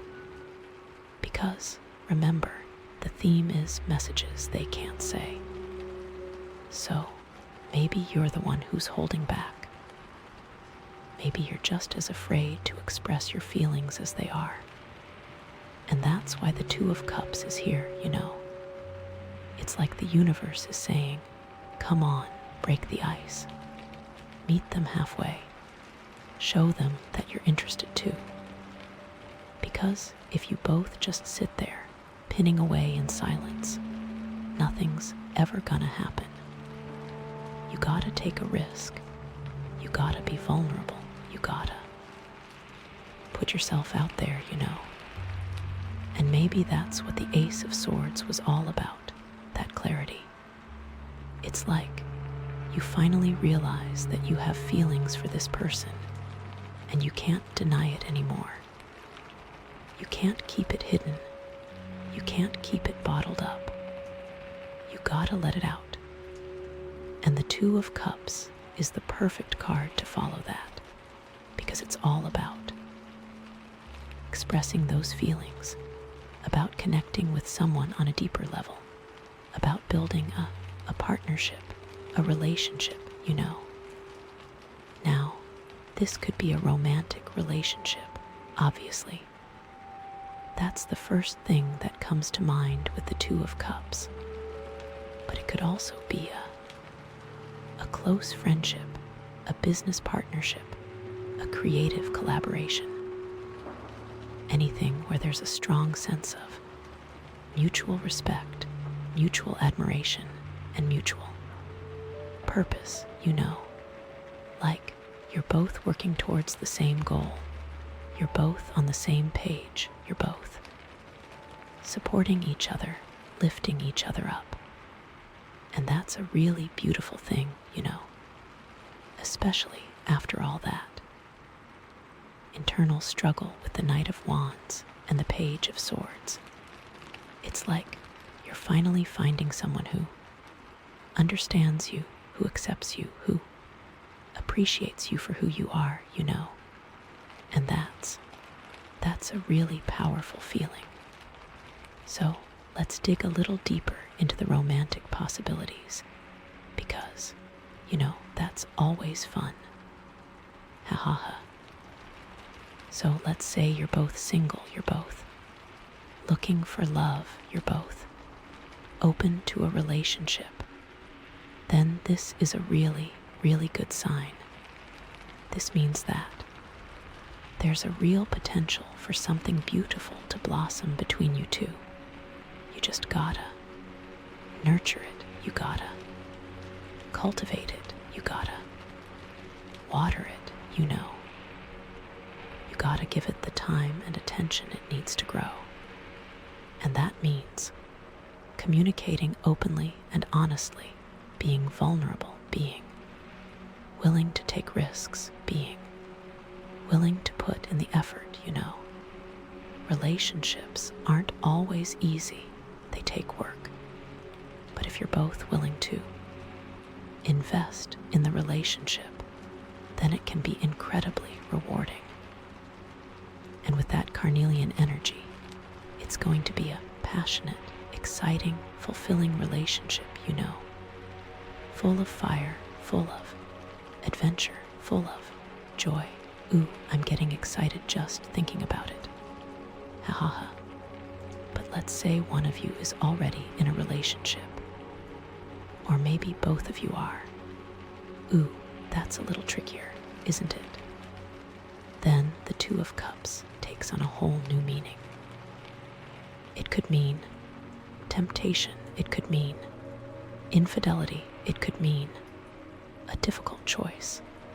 It doesn't necessarily mean that you're going to act on those feelings, but it does mean that they're there, You can't ignore them. You gotta acknowledge them. You gotta deal with them in some way. And that might mean having a difficult conversation with your partner. It might mean ending a relationship that's no longer serving you. It might mean setting boundaries with this other person. It might mean simply accepting that these feelings are there and choosing not to act on them. It all depends on your individual situation, your individual values, your individual choices, But the important thing is to be honest with yourself, to be true to yourself, and to be respectful of everyone involved. Because infidelity is never the answer, It always leads to pain and suffering.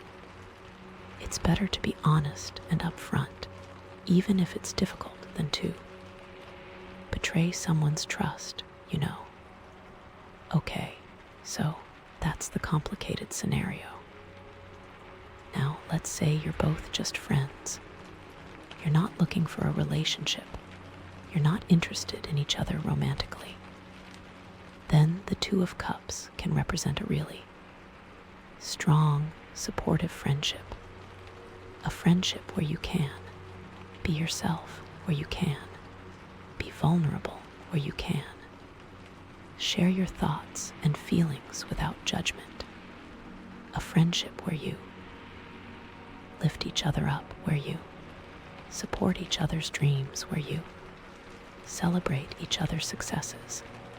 That's a really beautiful thing too, especially in today's world where it can be so hard to find genuine connection, genuine friendship, to have someone who gets you, who understands you, who appreciates you for who you are. That's a gift, you know, and you should cherish it. Or let's say you're in a business partnership. Then the Two of Cups can represent a really successful, harmonious partnership. A partnership where you complement each other's strengths, where you balance each other's weaknesses, where you work together towards a common goal. A partnership where you trust each other, where you respect each other, where you communicate openly and honestly. That's the key to any successful business partnership, you know. To be on the same page, to be working towards the same vision, to be supporting each other every step of the way. And with that carnelian energy, it's going to be a creative, innovative, exciting partnership, you know, full of new ideas, full of new opportunities, full of potential. So as you can see, the Two of Cups can have many different meanings depending on the context of the situation. But the underlying theme is always connection, harmony, and balance. It's about finding someone who compliments you, who supports you, who lifts you up. It's about building a strong, lasting relationship, whether it's romantic, platonic, or professional. And with that carnelian energy, it's going to be a passionate, exciting, fulfilling relationship, whatever form it takes. But there's still that theme of messages they can't say, isn't there? So even with all this connection, there's still something being held back. What could it be? What is preventing this connection from fully blossoming? What are they still afraid to say? Maybe they're afraid of ruining the friendship. Maybe they're afraid that if they express their romantic feelings, it'll change things, it'll make things awkward, it'll destroy the friendship altogether. That's a very common fear, you know, especially when you have a really close friendship with someone. You don't want to jeopardize that. You don't want to risk losing that. So you keep your feelings hidden. You keep them bottled up. You keep them secret. But that can be really painful too, you know. To have these strong feelings for someone and not be able to express them. To have to pretend that you're just friends when you want so much more. That can be really frustrating, really heartbreaking, or maybe they're afraid of rejection. Maybe they've been rejected in the past. Maybe they have low self-esteem. Maybe they just don't believe that anyone could ever love them. So they keep their feelings hidden. They keep them secret. They keep them safe because rejection hurts, you know. It can be really devastating to have someone turn you down, to have someone not reciprocate your feelings. So it's easier to just not say anything, to just keep your feelings to yourself, to just pretend that you don't care. But that can be really lonely too, you know, to have to hide your true self, to have to pretend that you're not interested, to have to watch the person you love be with someone else. That can be really isolating, really depressing, or maybe they're afraid of commitment. Maybe they've been hurt in the past. Maybe they have trust issues. Maybe they just don't believe in long-term relationships. So they keep their feelings hidden. They keep them casual. They keep them superficial because Because commitment is scary, you know. It means taking a risk, it means being vulnerable, it means trusting someone else with your heart. And that can be really terrifying, especially if you've been hurt before. So it's easier to just avoid commitment altogether, to just keep things light and fun, to just not get too attached. But that can be really unfulfilling too, you know, to never fully commit to someone, to never fully experience the joys of a deep, meaningful relationship, to always be holding back, to always be keeping your options open, to always be afraid of getting hurt. That can be really unsatisfying, really empty. And going back to that page of Swords energy, maybe all of this is going on in their head. They are overthinking it and filled with self-doubt. They are stuck in analysis paralysis. So the Two of Cups is here, offering the potential for connection, for harmony, for balance. But there are still obstacles in the way. There are still fears. There are still doubts. There are still messages they can't say. And that's where the next card comes in. What will the next card reveal?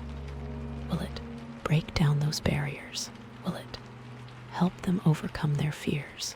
Will it finally bring them together? Or will it create even more obstacles? Ooh, I can't wait to find out. But you know what? Going back to the idea that maybe you are the one who can't say something. The Two of Cups can also mean that you need to be in harmony within yourself before you can be in harmony with another person. Maybe you are battling some inner demons and you need to achieve some self-love first. And that is a message you can't say to yourself. You have to love yourself before you can truly love someone else. You have to accept yourself, flaws and all, before you can expect someone else to accept you. You have to be whole. You have to be complete. You have to be at peace with yourself before you can truly connect with another person. And maybe that's the message that's being highlighted here. Maybe the message they can't say is, I need to love myself first. Or maybe it's, I'm afraid I'm not good enough. You know, that kind of thing. It all comes back to the Two of Cups being about balance, about equilibrium. And you can't have balance in a relationship if you don't have balance within yourself. So maybe that's what you need to focus on right now. Maybe you need to take some time for yourself. Maybe you need to practice self-care. Maybe you need to work on your self-esteem. Maybe you need to forgive yourself for past mistakes. Maybe you need to let go of old hurts. Maybe you need to embrace your inner beauty. Because when you love yourself, you attract love. When you accept yourself, you attract acceptance. When you're at peace with yourself, you attract peace. And that's when you're truly ready for a deep, meaningful connection with another person. But even with all this talk about inner harmony, let's not forget about the other person in this equation. What are they thinking? What are they feeling? What are they afraid to say? Because remember, this is about messages they can't say, not just messages you can't say. So let's try to put ourselves in their shoes for a moment. What could be preventing them from expressing their feelings? What could be holding them back? Maybe they're afraid of being vulnerable. Maybe they've built up walls around their heart to protect themselves from pain. Maybe they're afraid that if they let someone in, they'll get hurt again. That's a very common fear, especially for people who have been through difficult relationships in the past. They've learned to keep their guard up, to not let anyone get too close, to protect themselves at all costs. But that can be really isolating too, to never fully open up to someone, to never fully trust someone, to never fully let someone see your true self. That can be really lonely, really unsatisfying. And maybe that's what they're struggling with right now. Maybe they want to connect with you. Maybe they want to be vulnerable with you, but they're just too afraid. They're afraid of getting hurt. They're afraid of being rejected. They're afraid of letting their guard down. And that's why they can't say what they really feel. They're just too scared. Or maybe they're afraid of changing the dynamic. Maybe you're already friends. Maybe you work together. Maybe you're part of the same social circle. And maybe they're afraid that if they express their feelings, it'll change things, it'll make things awkward, it'll disrupt the balance. That's a very valid concern, especially when you have a good thing going. You don't want to mess it up. You don't want to jeopardize it. You don't want to risk losing what you have. So they keep their feelings hidden. They keep them secret. They keep them buried deep down inside. But that can be really difficult too, to have to pretend that you're just friends when you want so much more. To have to watch you be with someone else. To have to suppress your true feelings. That can be really frustrating, really painful. And remember that Knight of Wands energy. Maybe they are afraid of bursting onto the scene and messing everything up. Maybe they want to proceed with caution. That Knight can be a little reckless sometimes. Or maybe they're just not ready. Maybe they're going through something in their personal life. Maybe they're dealing with other issues. Maybe they're just not in a place where they can commit to a relationship right now. That happens, Sometimes people just need time to heal, to grow, to figure things out. And maybe that's where they're at right now. Maybe they have feelings for you. Maybe they want to be with you, but they're just not ready. They need to focus on themselves. They need to work on their own issues. They need to get to a place where they can fully commit to a relationship. And that's okay, You can't force someone to be ready for something they're not ready for. You have to respect their process. You have to give them space. You have to let them come to you when they're ready. And in the meantime, you can focus on yourself. You can work on your own goals. You can be there for them as a friend. Because sometimes the best thing you can do is just be patient. And with that Page of Swords energy still lingering, maybe they're just confused. Maybe they don't know what they want. Maybe they're torn between two different paths. Maybe they're just trying to figure things out. That's a very common feeling, especially in today's world where there are so many options, so many possibilities, so many choices to make. It can be really overwhelming, really confusing, and maybe that's what they're struggling with right now. Maybe they have feelings for you, but they're not sure if they're real. They're not sure if they're strong enough. they're not sure if they're worth pursuing. So they keep their feelings hidden, they keep them tentative, they keep them under wraps. They're just trying to figure things out, they're just trying to make sense of things, they're just trying to decide what they want. And that's okay too, you know. Everyone needs time to explore their feelings, to weigh their options, to make a decision. You can't rush someone, you can't pressure them, you can't force them to make a choice before they're ready. You have to give them space, you have to let them explore, you have to let them come to a conclusion on their own.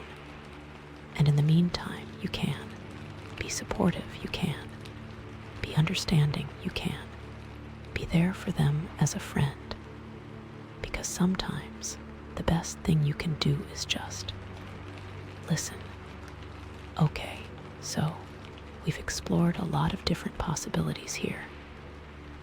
We've talked about mutual attraction, we've talked about fear of rejection, we've talked about fear of commitment, we've talked about inner harmony, we've talked about confusion, but the underlying theme is still messages they can't say.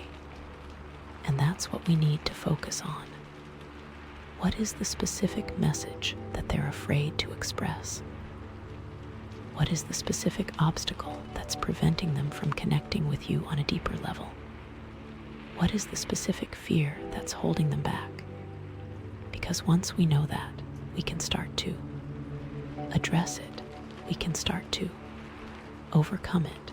We can start to break down those barriers. And that's where the next card comes in. What will the next card reveal about this hidden message? Will it shed some light on the situation? Will it offer a solution? Will it provide some guidance? Ooh, I'm so excited to see what happens next. I have a feeling things are about to get even more interesting. Okay, so with that Two of Cups, we're seeing potential for connection. But those unspoken messages are still a big factor. Now, what is the next card going to bring? Will it clarify what's holding them back? Or maybe highlight something new entirely? I'm so ready to find out, are you? Oh my God. Okay, so with that Two of Cups, we're seeing potential for connection. But those unspoken messages are still a big factor. Okay, so we have the Tower now. What is the next card going to bring? Will it clarify what's holding them back, or maybe highlight something new entirely? I'm so ready to find out, are you? Okay, the Tower. Oh my God, the Tower. This is intense, you know. This is like everything you thought you knew is suddenly being shaken to its core. The Tower is all about sudden change, unexpected events, and like the collapse of old structures. It's like a lightning bolt out of the blue, right? It's like bam. Everything changes. So after all that tiptoeing around with the Knight of Wands and the Page of Swords, and then that hopeful Two of Cups, the Tower is like a massive wake-up call. Okay, so how does this fit in with the messages they can't say theme? Well, the first thing that comes to mind is that some kind of truth is about to be revealed. You know, something that's been hidden or suppressed is going to come to light in a very dramatic way. It's like the universe is just ripping the Band-Aid off. It could be a secret that's been kept for a long time, or it could be a realization that shatters someone's illusions. Either way, it's going to be a shock. you know. And with that carnelian point still pulsing with energy, this feels like it's ultimately about awakening, even if it's painful. Like the tower destroys the old to make way for the new, right? It clears out the rubble so something stronger can be built in its place. So, even though this might feel like a crisis at first, it could actually be a necessary step towards growth and transformation. Does that make sense? Okay, so let's brainstorm some possibilities. Because, oh my God, there are so many. I'm thinking it could be something external. Like, maybe there's a sudden change in circumstances that forces this person to confront their feelings. Like maybe they're moving away, or maybe they're getting a new job, or maybe something happens that makes them realize they can't keep their feelings hidden any longer. It's like, oh my God, I'm running out of time. I have to say something. You know, like maybe they were planning on keeping their feelings a secret forever, but now they're realizing that's just not possible anymore. They have to take a risk. They have to be vulnerable. They have to put themselves out there. Or maybe it's something internal. Maybe they have a sudden realization about themselves or about you that just completely changes everything. Like, maybe they suddenly realize they're in love with you. Or maybe they suddenly realize that their current relationship isn't working. It's like a light bulb goes off in their head, and they can't unsee it. You know, like maybe they've been denying their feelings for a long time, but now they can't deny them anymore. They have to face the truth. They have to be honest with themselves, and they have to act on their feelings. Either way, the tower is bringing a major turning point, you know. Like things are not going to be the same after this. There's going to be a before and an after. It's like everything is being reset, and everyone is being forced to reevaluate their priorities. This is major, and honestly, I'm kinda nervous about where this could go. Are you nervous? Okay, new scenario time. Okay, so let's say this tower moment is about a relationship.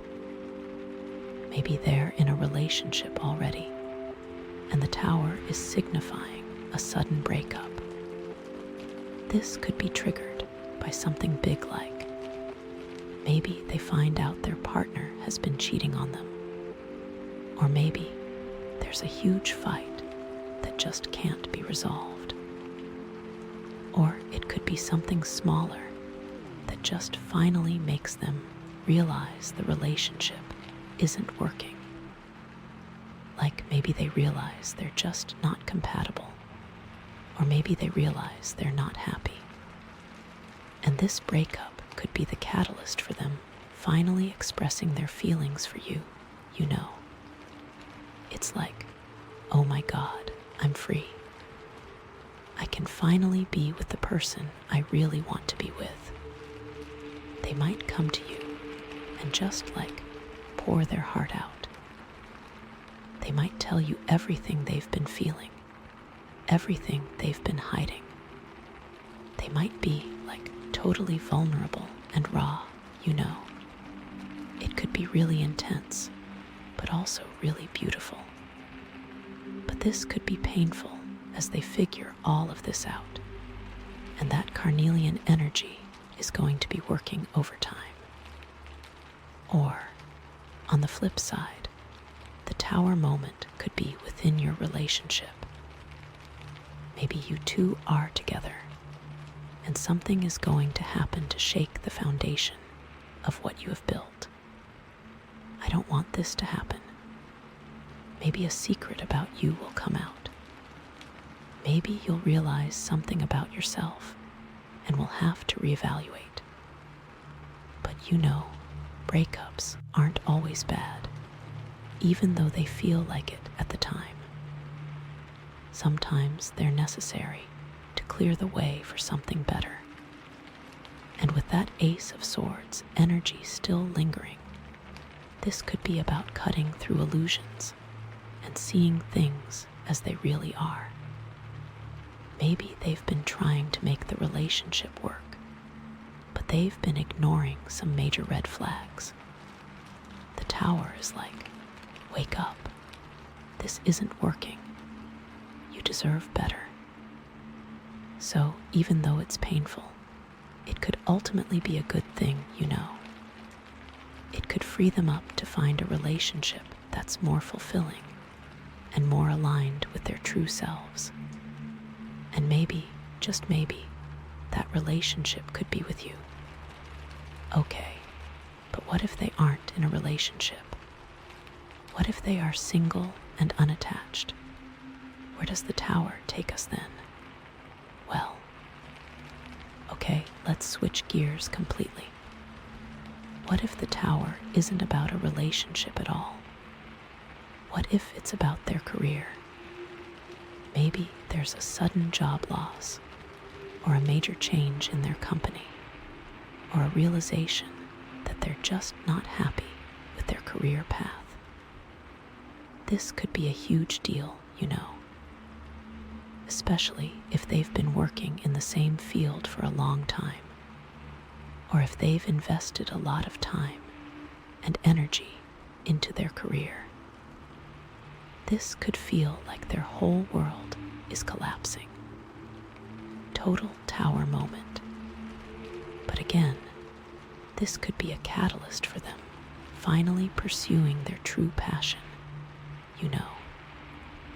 With that Knight of Wands energy, maybe they've always dreamed of being a writer or an artist or a musician, but they've never had the courage to pursue it.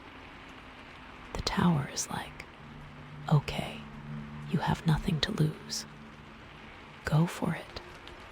They might suddenly decide to quit their job and follow their dreams, even if it's scary. They might start taking classes, or working on their portfolio, or networking with other creatives. They might just throw caution to the wind and see what happens. With that carnelian point, this could be the spark that ignites their creative fire. And this career change could also lead them to connect with you on a deeper level, you know. Maybe you share a similar passion, or maybe you can offer them support and encouragement. Maybe they just admire your creativity and your willingness to take risks.